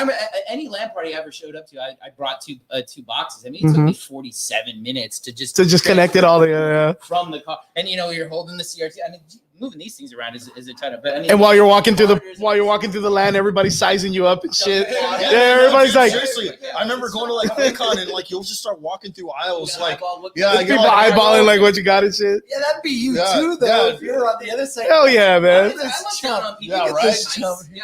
then, I mean, I'd be like free. They've got a term in the arcade community. It's free, right? Like I'm free in the arcade community because I don't play at a competitive so free level. Is like, hey, look, that guy's an easy win. He's so free. Yeah. He's free. I could just actually. And the Marvel vs. Capcom 2 world is called Pringles. Pringles. Oh, he's still Pringles? Oh, no, man. It means you have a curly mustache and you're free. But I would size exactly why I will if never they came fucking in with twirl my some mustache. IntelliMouse or Ball Mouse or some shit like that or whatever. I'm gonna fuck you up, dude. Yeah, I see a fucking LED underneath your fucking mouse, dude. You're my bitch, bro. You are my bitch. Yeah. That's so fucking. And then at a certain point, when you, I don't know where I got the money to have any hardware. I mean, I remember painting my case green and shit like that to have a cool looking case. But then, eventually I did have a really nice case and stuff like that. And I remember anybody who then came in with like a white box or whatever, and I'd be like, "Oh, you poor bastards." Yeah, man, that's kind of like how I feel. Like, I'll never forget. Like when I went to QuakeCon, people came in and they had like the regular just desktops that they got from mom, and I'm showing up and I'm here. And I'm like, bro, little gateway, right? That Intel Celeron, dog. That's hot. And when that's hot. But there was a point in time that you 100% daily on a Celeron or a gateway. Oh yeah, definitely, 100%. I was doing that up until Crisis. And now it's when Crisis came out, made it hard for a lot of people. Dude, yeah, when Crisis came out, that's when I was like, that's when I really should. It was Crisis. Yeah, and now since like the resurgence of Crisis, it's so funny because like I don't have the Crisis remastered game. I've seen that run on systems Nintendo that Switch. are way stronger than mine, Yeah. and it can't. It still brings them to their knees. Yeah. Right? Yeah. Yeah, that Dude, game was- even when they ported it to the Nintendo Switch, like it doesn't even load up right. Like it loads like in sections. Like the Yeah. map does not load fully. Like when you're playing the game, it's super Nintendo damn also weird. is famous for like switching the 60 FPS games like 30 and Oh, dude, yeah, fuck yeah, dude. So it doesn't surprise me. Yo, as a matter of Hard fact, thing for modern technology. Right? as a matter of fact, what I wanted to do is we have about, I mean, roughly about 20-30 minutes. It's Yeah. about 10:35. Right, and I mean, we can fucking do this all night, guys. I mean, except for Trigger. Oh, yeah. Trigger's got a wife, and she'll Me get him. too. Me- She'll my get him. husband- Yeah. She'll mine's get already him. texting me. My phone died, but What what I wanted to do is I wanted to ask each and every one of you, as hosts and the bosses. I call you guys the bosses. You guys are the bosses of the Little level hefes. for the Return of the Ninja Lan. What is the event at the party that you're most excited for?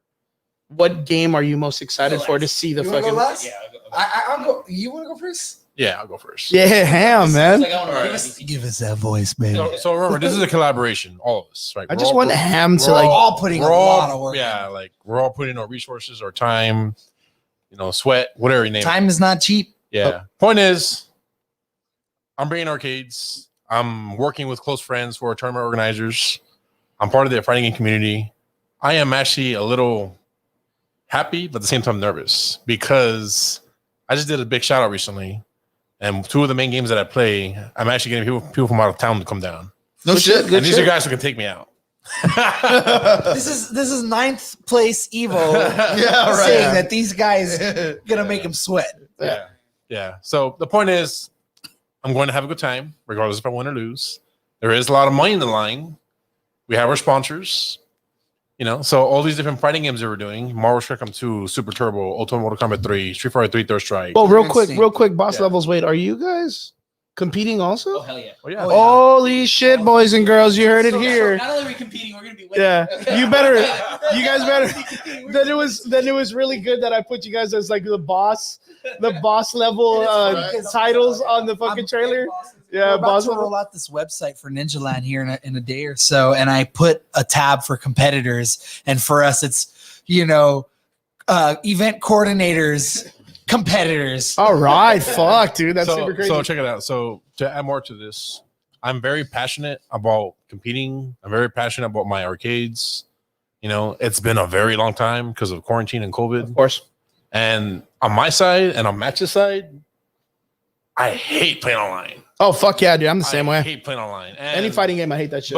But due to quarantine happening, there has been a lot of people behind the scenes making things happen, like online. Mhm.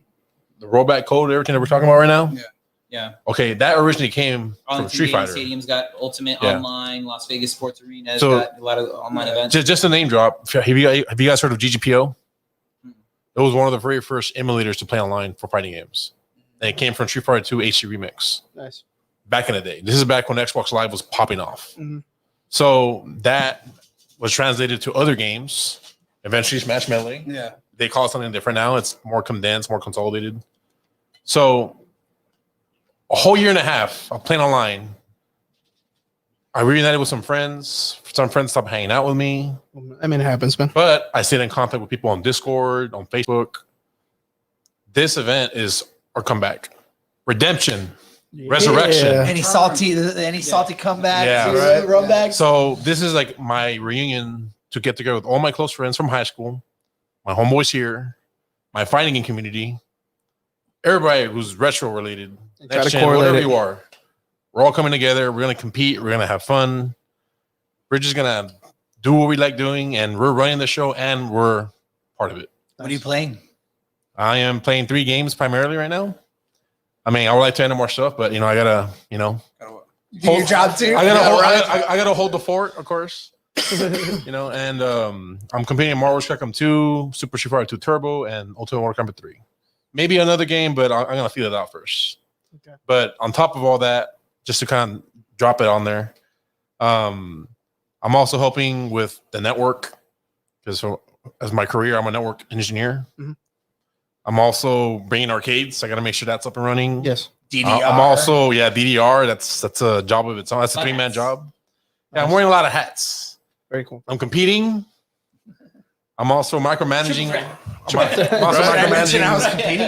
Micromanaging our staff. I want to write my own movie. Star on my own movie. Yeah, right. Movies that I So, but then again, the question is, what are you looking more? what game are you most excited to see playing and win and see the crowd and stuff? I guess I have different answers because there's the casual stuff. And No. There's one game. Yeah. It is. Like for me, I don't know why, but I am. The answer's I'm, NBC2, guys. I am. The answer's NBC2.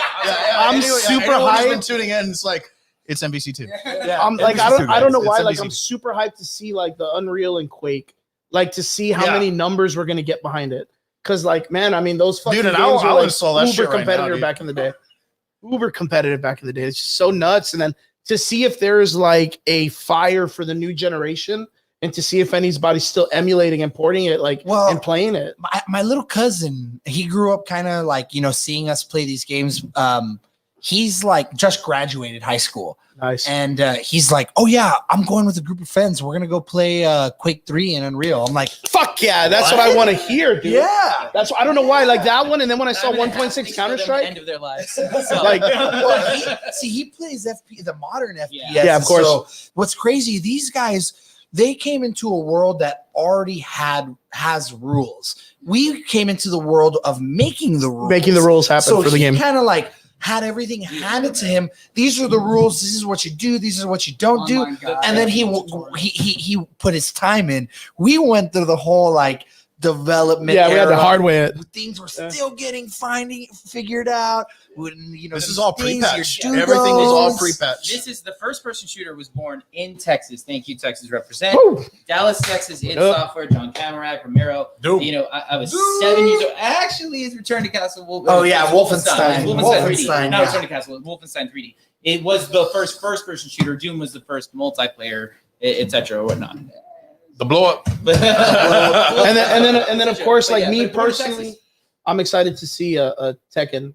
I haven't seen a Tekken competition in like so forever, man. You're kind of like one of the factors that led into us going full force with Tekken. We're here putting together an arcade list. Mike's got the PC, we got the Melee. Me and Ham and our group of friends in the FGC, the fighting game community, are trying to figure out what games, and we're putting all these games. We came up with a whole list, The lineup. and then he has a friend. Hey, Tekken and Soul Calibur. Oh yeah, I Dude, forgot fuck, about yeah. 3D fighting games. Yep. And then you're like, I want to be a part of this. That- You guys gonna have any Tekken? Like, Dude. Ham. We forgot about the Tekken players. Well, We you know forgot what? about Like the a game 3D that I wouldn't fighters. mind seeing also would be like but it's console though. Like everything's so multi. You can put whatever game you Like want. would be like Rival Schools Oh, or I got that in arcade. or Battle Arena Toshinden. But yeah, there's an app for that. That you see, like that would be cool, but I don't know how much of like A lot like of the systems you know what I are- mean? are Like soft modded or multi boot systems. yeah, like I don't know how many So people would what's be behind crazy those. is We have some side bets. The smaller tournaments are $2 buy-ins, and they're like $10 pots. Spots, yeah. They're growing pots, right? Every time somebody orders in, that goes to the pot or comes in. There's some side bets that we took some chances on, but we know we have some people that are in the community. And that's the thing is like those obscure games, we kind of have to know these people personally to like put a chance on it. Put a Like chance on it. Magical Drop 3. Notice the first day we put Tetris. That's our puzzle game. The second day we do Puzzle Fighter. It's a puzzle game, but it's a little new age. And Magical Drop is for the people who don't know what it is, Neo but Geo. are in the same family. Yes, If you don't know Magical Drop 3, back in the Evo days when all the big Daigo and everybody were playing their big tournaments, they would side bet Magical Drop 3, and it's because it's a puzzle game that gets very competitive. Uh-huh. You have to you either run the timer out or you beat 300 lines. Get watery And- eyes. And Yeah, yeah. if you got a guy who's fast enough, like the way we play, dragged we're into fast. deep waters and We're- shit. We're ahead of the computer. So, there's games like that. That's a very side bet. We have Sailor Moon S Fighters. That's very like.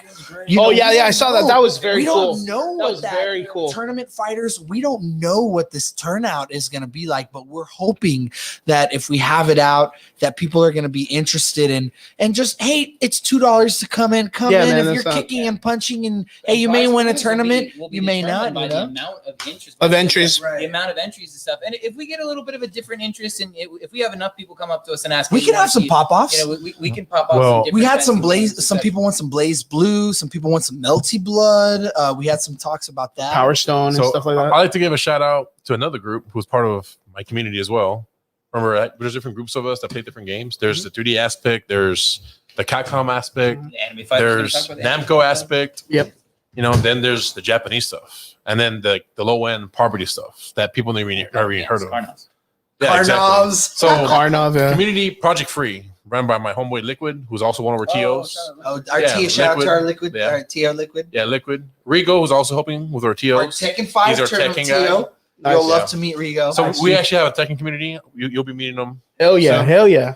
Can't wait, man. But going a back lot to of from Brownsville. yep, Nice. going back to Liquid though for Project Free, those guys grind on their old stuff. Those guys grind on the games that no one's even heard of, the obscure games, the games that nobody wants to play. That doesn't mean they're bad games. It's just Yeah, that of they're not course. popular. So Arcana Heart, Multi Blood, you know, the And old if Guilty there's Gears. someone out there that's been playing Mario Kart Double Dash every day for 6 hours, Yeah, we got something. Yeah. We now's got your someone. time to shine. Yeah, we got Right? something for You you. think you're the best at Mario Kart? Come prove it. You know, let us see it and stuff like Yeah. that. If you've been playing Sailor Moon S 6 hours a day and stuff, waiting for some ultra competitive moment, now is the time and moment. And we're not saying each of those is going to be, but some, you know, have you been playing Unreal Tournament daily? You know, I haven't. And I'm you know, that was my game. But now's the time to come in and show, hey, you know, I know how to handle this old game and shit like that. Yeah. Nice. Yeah, just very like cool. point at a game, be like, "Oh, Magical Drop 3, let's go!" Like you have those moments back when you were growing up, like, "Oh yeah, I have this game," and your friends just like, "I bet it could beat you." Like, you're Yeah. gonna have those moments. That was the in competitiveness. Mario and Kart, yeah, Magical Drop. Mario Kart 64. 64? We're gonna say this: if you know the That's cheap gonna be stuff, hey, you know the cheap stuff. More power to you. So you know that's gonna be. So, bro, man, you're talking about some friendship ending shit here. That's Yeah, what you're I'm talking about like, sir, he skipped Yeah. the. He did the Rainbow Road. He skipped the map. Sir, Yeah. what do you want me to say? The guy they're knew the wave tech. dashing. Ain't fucking good, bro. All right, He so- killed me with the Luigi taunt and Well, Smash. maybe you should get fucked then. So, Somebody dropping the keys over here. so Josh, what are you looking forward to? Yeah. I am most looking forward to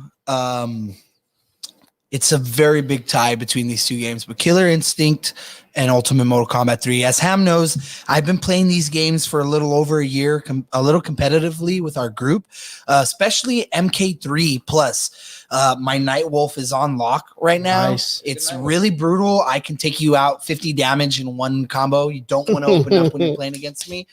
And I'm really excited to see you know, the 1-ups came out, so I know MK3. We've had some people who are like, yeah. Yeah, I don't know 1-up. Yeah. Yeah. So this is I know their what I'm chance. Killer Instinct 1-up is coming out, and It's a Pringles. Killer Instinct was one of my first games to help me. UMK3 and Killer Instinct 3 were my first technical games that I started learning how to do, you know, the big combos and what's safe, and you know, just the mechanics of more combos. And I'm really excited to see what kind of stuff is out there. I know in MK3 and KI, I do have some tough competition. I do know some of the guys who are entering. Robbie Divine, our DJ, he's going to be entering the KI and the UMK3 tournament, and he is a sick player. He's actually one of our top MK3 players right now. Very cool. Very cool. We have some other people from Harlingen. We have some guys Chris coming Leon's out also there. coming around for Carlos. KI. Oh, I guarantee Chris is gonna come. If Chris Killer is coming Instinct's for in it, KI. like, yeah. In fact, Chris is already like for sure he's coming for KI. And So some of these prize pools are serious. What's the prize pool? the price pool for KI and MK is like $50 each. Yeah. But matches has got a prize pool. We got GoldenEye. Bro. Yeah, GoldenEye. We'll talk about that in a GoldenEye's gonna be- second. GoldenEye's gonna be sick. So But I think we're at, just to direct it to matches. Like Yeah. I know what you're most forward to or whatever. Yeah, But yeah, Are exactly. you know, what do you think about the pot and the pot being what it is? This is the biggest pot RGB's probably ever seen for Melee. This is like the biggest tournament RGB is going to see for Melee. Besides, you know, maybe just those like huge tournaments when the game had first come out. But as far as competitive Melee, this is like, I think it was like $400 for top. Holy shit. That's the pot bonus in, but that doesn't account. So the prize pool at 60 players will be close to $1,000. Right, because it's 10 bucks to enter, and then that all goes to the pot. So then you add that to the 400 or so.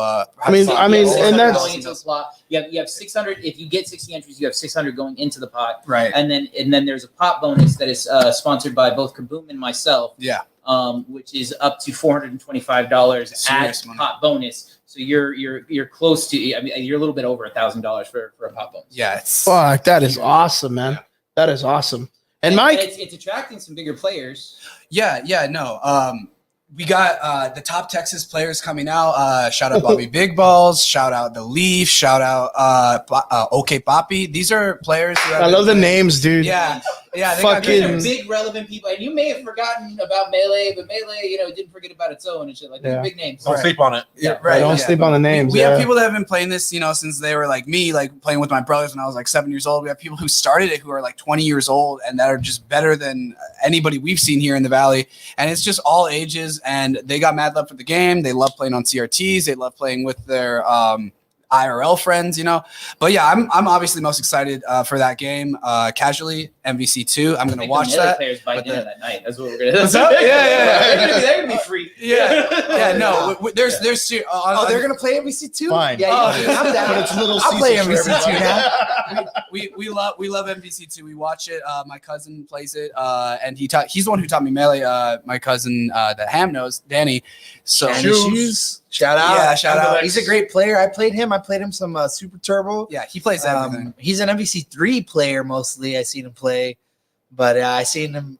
He's got some chops, man. Yeah. He's got some chops. I got his number on Melee now, and he never will admit it. But he has my number on every other game. He showed me MVC2. So just like Ham, you've hyped the tournament up, and now you know that you have bigger players coming from, and your own skill level within the community. Yeah. And you're like, I brought people to beat me. That's like, but that's a beautiful thing because we're here Yeah. to have. We're trying to create a moment for you guys. This weekend is going to be something that we will definitely remember. We'll remember how we were all held up in our house for like over a year or almost a year. And this is our time. Sure. We're finally getting together, bringing the boys. The boys are back in town.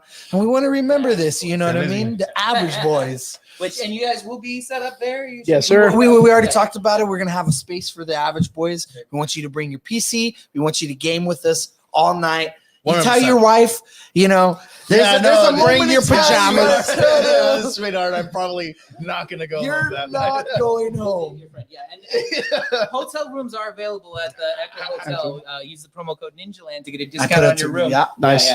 Let me the game that I actually did pin that on the comment section. So Excellent. so Thank that you is very up much. there. Thank you very much. So get a little rest. hold on. I want to just ask real quick. Check it I don't know out. if it was brought up. So going back to Smash Melee, Pretty cool. Pretty good.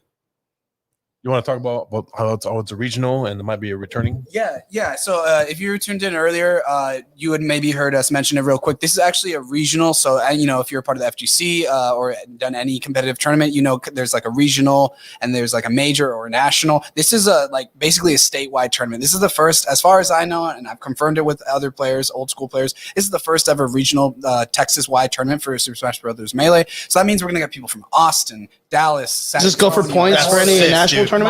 Yeah, it's going to be totally on the record. Sick, Yeah. Yeah, we're on record. So technically it's international because there are gamers from Mexico that will come. Right, and I can't Congratulations, exactly drop their congratulations. names just yet because they haven't confirmed. We're still in talks with some people that maybe are from Louisiana, some people that are maybe from just the neighboring states. So we're gonna get people Sick, dude. from all over because and this is what I say, and this is probably the same for your guys' games too. Texas is just so big and is just so The good Mecca at it. boy. It's like 4 fucking Texas is states, Texas. Yeah, It's all of Europe. It's Yeah. all of I Europe. promoted to Dallas groups Get and fucked, they're kind pussy. of complaining about the They're drive. like, that's a They're different state, bro. that's a different state. Yeah, bro. Yeah, man. Bro, I remember, super funny. I remember back when I was in the Army and I was stationed in Kansas, I went to go see somebody in North Dakota. That's a fucking 4-state drive from Kansas to North Dakota. Yeah, and you go by 4 states. you blast it took past me them. 9 hours. You know where if I drive straight up for 9 hours, guess where I'm at? Texas. In Dallas. Yeah. You're not even Yeah, I'm still in fucking Texas. Yeah, And I went I through remember, 4 states. When I used to do stand-up comedy, we drove up to do some shows in California and Vegas. And when we drove up to when we drove out of California, it took us like fucking 12 hours just to get out. And I was telling Raymond Horta, I was like, dude, we're never gonna leave. Like we're never gonna. It's like a black hole. It just keeps pulling us. Like the farther we drive, the more distance comes. And then we finally reached that line, and I was like, yeah. So we get to the next state. JK, you're in the Panhandle now. Yeah, dude. And then we passed Arizona in like 2 hours or whatever, and I was like, the fuck just happened? Yeah. Like what is Texas? What is Texas? Like I was fucking. If you're in El Paso, I think it takes you less time to drive to California than it does to Yes, it does. Yes, it does. 100%. So Mr. Ham, I actually know his little brother, Blue, and I go to an event in New Mexico every year, and I know people from California who get to like the El Paso, New Mexico area faster than I do coming from the valley. Yeah, leaving Texas, its own area. Yeah. That's God, Texas, dude, we love you. That tech. We do apologize to the North Texas individuals who are interested in the 3 people that live up there. It's going to be where to put in perspective, the 3 ranchers. Geos, DDR. Take a week and a half more. So guys, do me a favor. Okay, so we're about to almost end the show. We're already coming to our 2-hour mark, and I don't want to keep you guys any longer. Your wives are going to be super mad. Actually, one last thing, man. I'm super sorry. There was a story that you guys were supposed to tell. Oh, first 30 fucking seconds of this. Okay, show. so once we do the story, we'll get that out. Yeah. And then I want you guys to let us know all the information about the the Return of the Ninja Lan. Yeah. And we'll get all the info on the page so that everybody can know what's up, and letting them know, of course, about the discounts for the Echo Hotel, the location, and all that good stuff. So let's start this story. I want to know now. Well, hold on. Before we get into that, I almost don't want to let any of you guys tell the story because y'all just gonna crap on the other person. I'm just gonna kick back and listen now. Shit. So before we get into the story, Mike, you were supposed to say your game, dude. What you're excited for? Yeah, bro. Just to make it quick, Counter-Strike 1.6. I was Counter-Strike 1.6. That's my game. That, I'm competing. That's what I'm most excited about game-wise. The other thing I'm most excited about for the event-wise is probably the late casual hours in the middle of the night, just catching up, socializing, playing, maybe bring out some Magic cards, play some Munch game. We're gonna have a bunch of 90s board games and shit like that. Mall Madness, that fucking nostalgia Twister and shit. We can touch butts. It's gonna be fun. Yo, by chance, real quick, I want to ask: Can anybody be a dungeon master when we throw like a badass Dungeons and Dragons game? You can do whatever you want in your hotel. I need to find. Don't bring it to my head. Bring that shit here, There's weirdo. gonna be. No, I love D&D. Absolutely, we'll set spaces up for D&D. I think it'd be really cool if because I like D&D, but I'm really bad at it. The lobby is free and open to any hotel reservation, and the lobby. So man, so anybody that's down with has D&D, a hotel wristband can kind of chill in that lobby area, and you can set up Magic cards or board games or D&D and stuff like we that. need to set something up like that. It'd be real fun. We'll definitely have some stupid side room stuff going on. We'll have some side rooms. There may be some after parties. There may be some hotel room party. There's a bunch of things, but yes, in the casual hours in the middle of the night, when as long as there's some table space, getting down some Munchkin, getting down some D&D. That's kind of cool. At ACON or the favorite cons. We want to welcome all that and encourage that environment. Very cool, very cool. If you come and you pay the entrance fee and you do nothing but play tabletop games or board games or dice games. That's all you are to you, dude. In the corner, as long as it's not betting or gambling, I don't care. Go awesome. Go ham.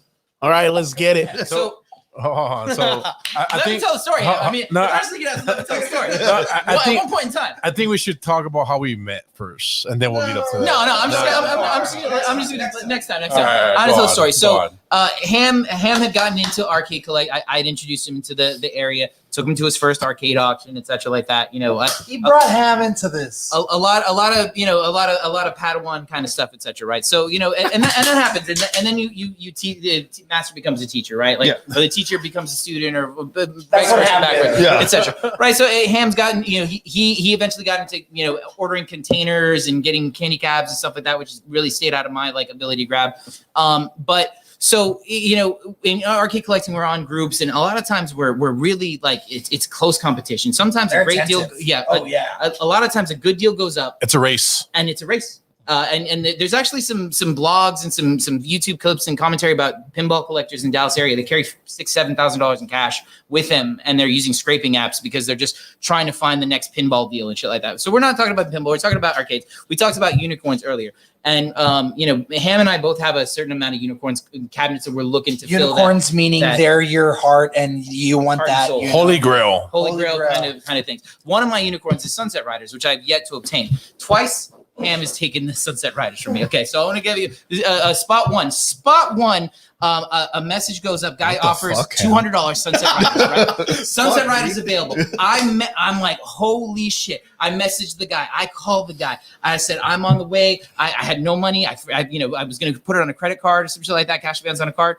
So I grab some cash, and I'm racing. I'm driving 70 miles an hour. This guy lives in like Lahoma or some shit like that. So I'm getting over there, and I'm communicating to the guy, and I'm like, okay, I'll be there in 6 minutes. I'll be there in 10 minutes. I'll be there 5 minutes and stuff like that. He's like, yeah, it's here. It's available and stuff like that. And sure enough, I get outside of the door and communicate to him, and he's like, oh, I just sold it for $275 to somebody else. And I was like, you piece of shit. Like, you told me that you were going to hold it for me or whatever. Like, I communicate, blah, blah, blah. So I go home, I'm salty. And you can ask my friends, I get real salty. And I'm salty or whatever. And then sure enough, my friend Ham posts, hey guys, check out my new Sunset Rider. I was so pissed. Dude. I was like, if I never said the word arcade cabinet to Ham, I'd be sitting on top of my goddamn unicorn.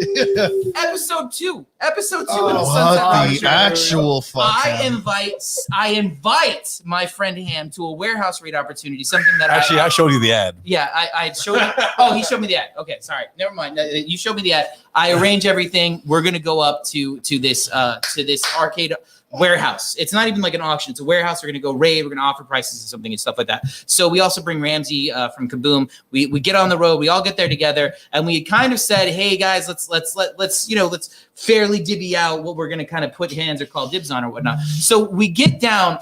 And I don't know what happened, but like I was talking to Ramsey or something like that, and Ham beelines for the choice, right? And beelines with the owner, starts going through, just starts touching shit, just like touching. Oh like, no, dude! That's mine.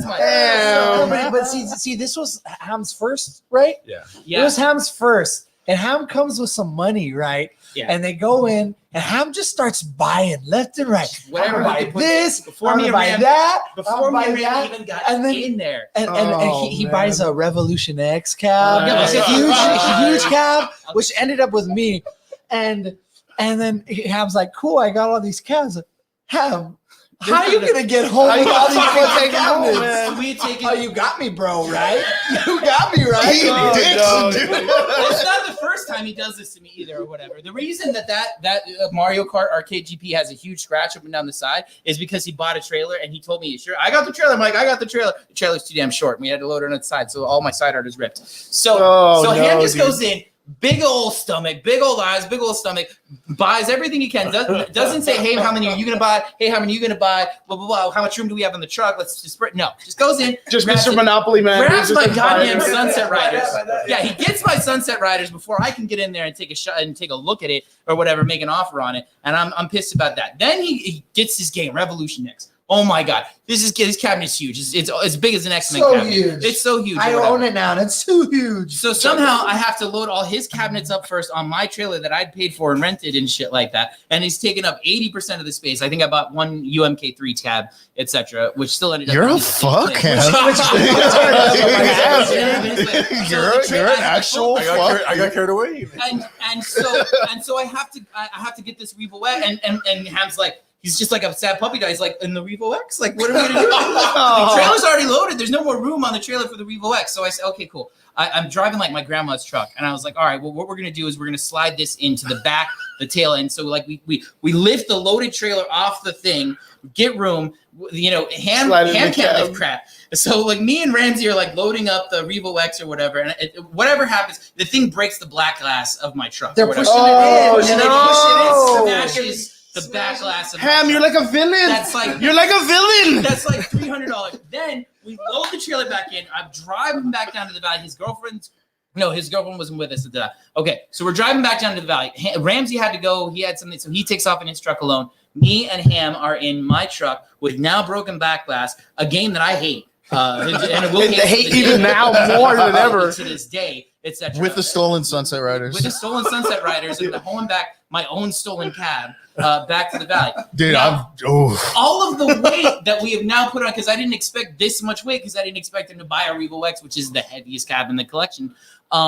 It burns out my radiator. My radiator pops a hole. We break down side of the road. We have no way to get back. Ham calls his girlfriend. He's like, all right, well, my girlfriend come pick us up. We still had to get a tow truck.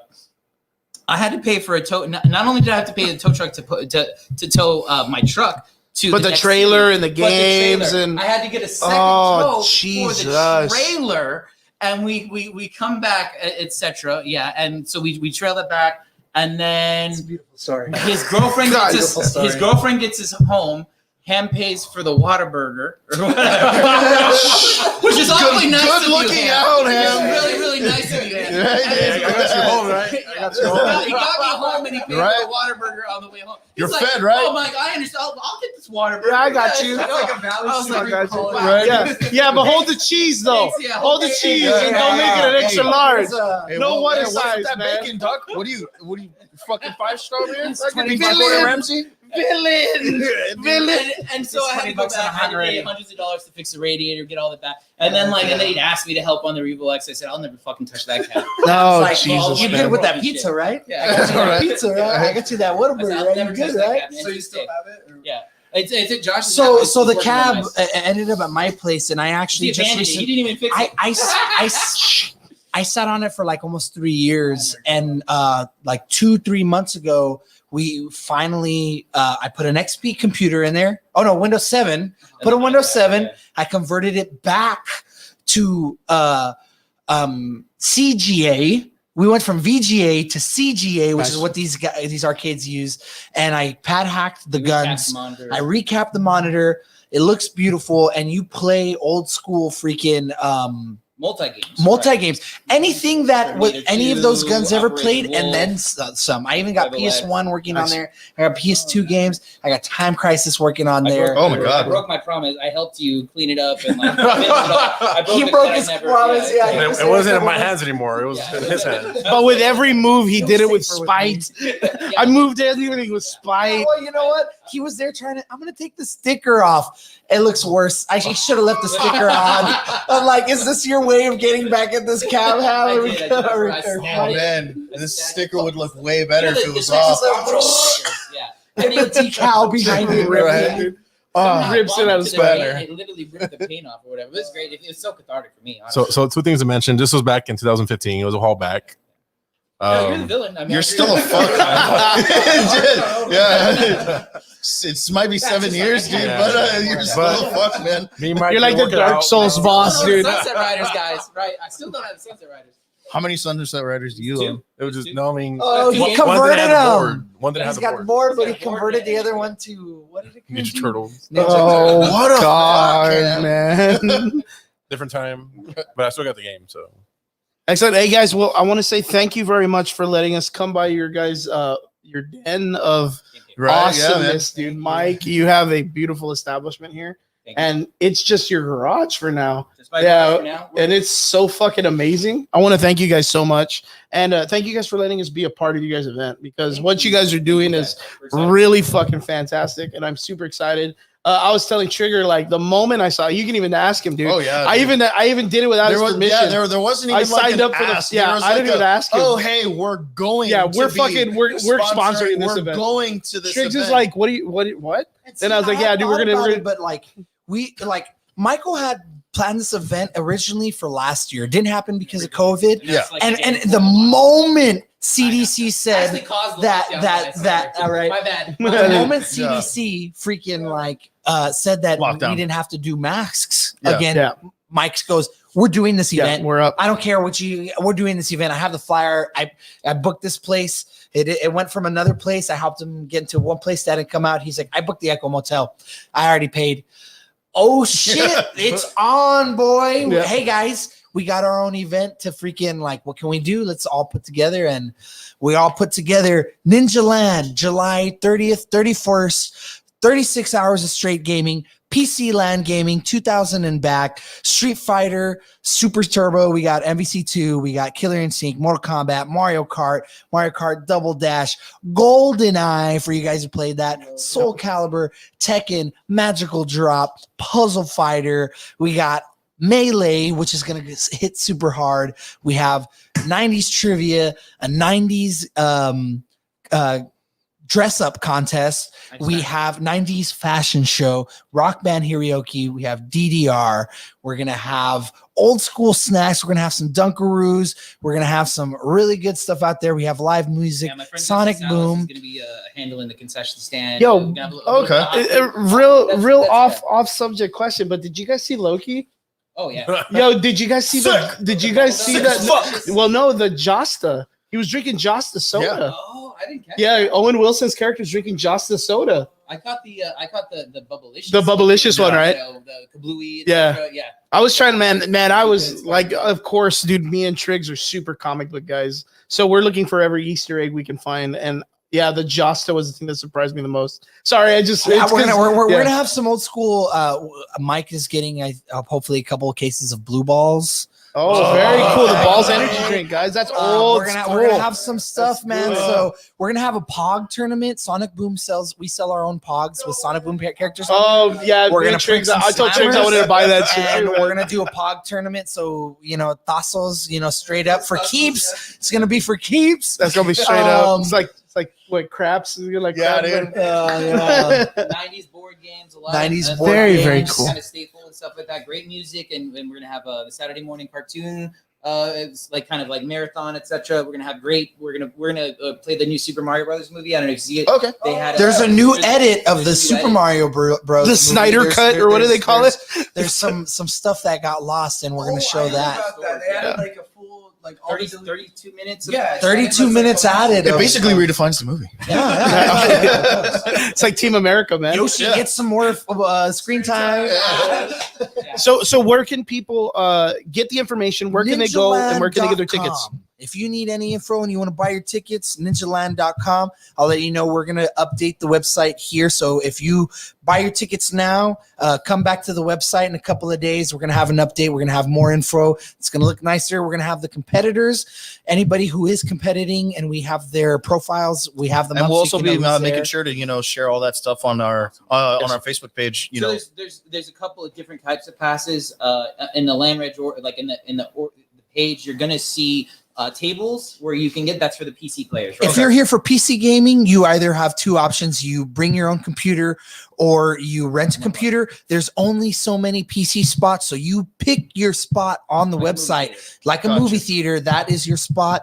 If you're attending for Melee, that's your spot the whole weekend. If you're attending Melee, there's one pass for Melee because it's 2 days mandatory of gaming for Melee. So it's $25 for that pass. If you're $30 for that pass. It says Melee only pass. Melee That only includes singles. So it's singles is $10 for the attorney. So that's going to the pot. And we also have doubles, but doubles is a separate payment. I think it's on the website as well. Yeah, it's $5 for doubles. So $35 if you want to do everything. $30 if you want to be there. Melee 2 days. And don't forget, guys, there is an Easter egg in this podcast about tickets. Staying there all night. So if you missed the podcast and you didn't hear the Easter egg, there's an Easter egg in there about being able to do some stuff. So something unofficial, and this is something I'm working on the side, and this is just discussion I'm working with other communities. There might be a DDR tournament. Oh, yeah, yay, DDR very kind of cool. caught some hype. It caught some wind. Nice. And we may have to move it up. I'm working with the previous community that's been hungry for 2 years. Very cool. I know a player. One of our Melee players. He's super competitive with that. Very cool. Very cool. Very cool. So right now, just to mention it. So don't forget, the event will be at the Echo Motel in Edinburgh, Texas. You can rent a room, or you can stay in the lobby the whole time and just have a fucking grand old time. The lobby is available to. Oh, okay. Let me say that. Okay. So the event's at the Echo Hotel. We will be in the Vista and the Hidalgo room. So 2 areas, kind of con style. And so the arcade section and the PC section will be in both. There'll be a concession stand. There's no outside food or drinks, but there'll be hot food and snacks and sodas and energy drinks available the whole weekend. You can come and go as you please. This is not a lock-in. So, if you want to go and have some drinks in your room or go hang out in the lobby, or if you're a hotel guest. Now, if you're a hotel guest, you can utilize the lobby and the pool. the back courtyard and the other areas of the Echo Is the Hotel bar still there? as a thing. The bar's closed right The now. bar's We're trying closed. to rent it out. That's a up in the air. But the Tropicana bar is what Yeah. we're talking about. That's closed. I've actually bartended. It's at that bar. recommended that you go and buy a pass, whether you're local or not. The rooms are 60. The rooms will be 50 if you use the Ninja Lan code. So if you call up the hotel and reserve using the Ninja Lan code, your room will come out to 50. So Very cool. use the Ninja. Call in using the code Ninja Lan. And To get your room 50. What do you think, Chris? You wanna split a room, dude? Like that, so make Yeah, sure it'd that be you get in there and get I'm a down. room reservation. etc. I'm done. I'm in. Split a room? I'm old, man. I'm And, old. I need to sleep. Yeah, dude.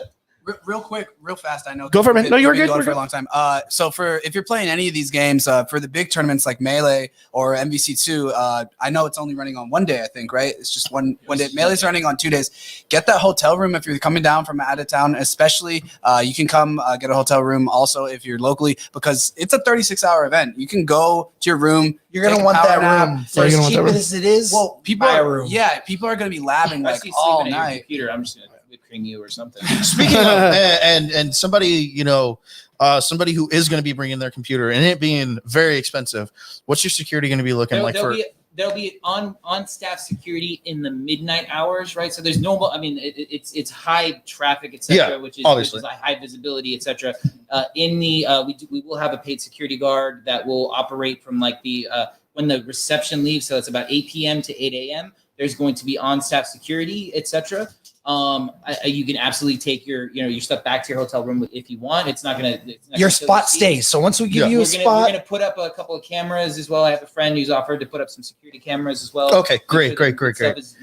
Yeah, like I said, you know that because I mean, you know, like a bigger like a QuakeCon and stuff like that, you have roaming security 24/7. You know, and that's like a 3-day event. You know, and there's roaming. Staff. Yeah, We definitely have Yeah. staff. They're going to be looking out for wristband stuff. We're They're gonna be watching looking out who's for coming in. violations. yeah, What you bringing in, what you and I bringing had out. to leave my computer. I mean, you could take it with you, We're- but it's a bitch to bring your We're computer likely going to back. put your tag and you're going to get a bracelet and you're going to kind of get a sticker and that's Sick. what's going to go. Okay. We're going to do some sort of matching to the systems and the staff is going to kind of be Okay. around the doors and they're going to double check that people are taking out equipment that's kind of Gotcha. Okay. etc. So we're putting a little bit of thought into security. I mean, obviously it's not the hugest of events, etc. And you know we know it's a tight knit community, but we will take a couple of precautions such as a little bit of recording, a little bit of staff eyeballs, a little bit of official security eyeballs. You know, and you know, if someone gets caught taking something that's not theirs or sticky fingers or whatnot, we will put it on social media, and we know a lot of people on social media, so you know, Blast that ass. Excellent. Well, guys, like I said, thank you very much for having us out. I want to say thank you guys very much for letting us come to your house and do this. It was very, very cool. Triggs, man, it's been a long time. It really has, man. I really dig this format, man. We got to do this more often. We got to do this more in person stuff. It's feels good. I know that the coronavirus really stopped us with the podcast from getting together a lot, but I like it, man. And of course, like it was really cool meeting you guys and coming out and being with you guys. We do want to do some more different type of yeah, productions. you might and catch stuff. us. Yeah, we'll man. See if we can do next week over at Hams. You guys, Yeah. I'm down. More to come. We do. game kit. Yeah, we do want to showcase the guys' game caves in their arcade areas. So especially since they're the bosses of the Return of the Ninja Lan event. So we want to make sure that we understand that we want to thank everybody for coming in and watching our podcast today. We want to thank you for staying with us for the 2 hours. And thank you all for tuning in. Don't forget to be safe, wash your hands, K. Coles and all that good stuff. Make sure you're wearing masks if you still feel uncomfortable. Tell someone you love them and be courteous. Guys, we will see you again next Friday, 9 p.m. here on the Average Boys podcast. Thank you to our extraordinary listeners, and we'll see you guys again next week. Laters. Oh, yeah.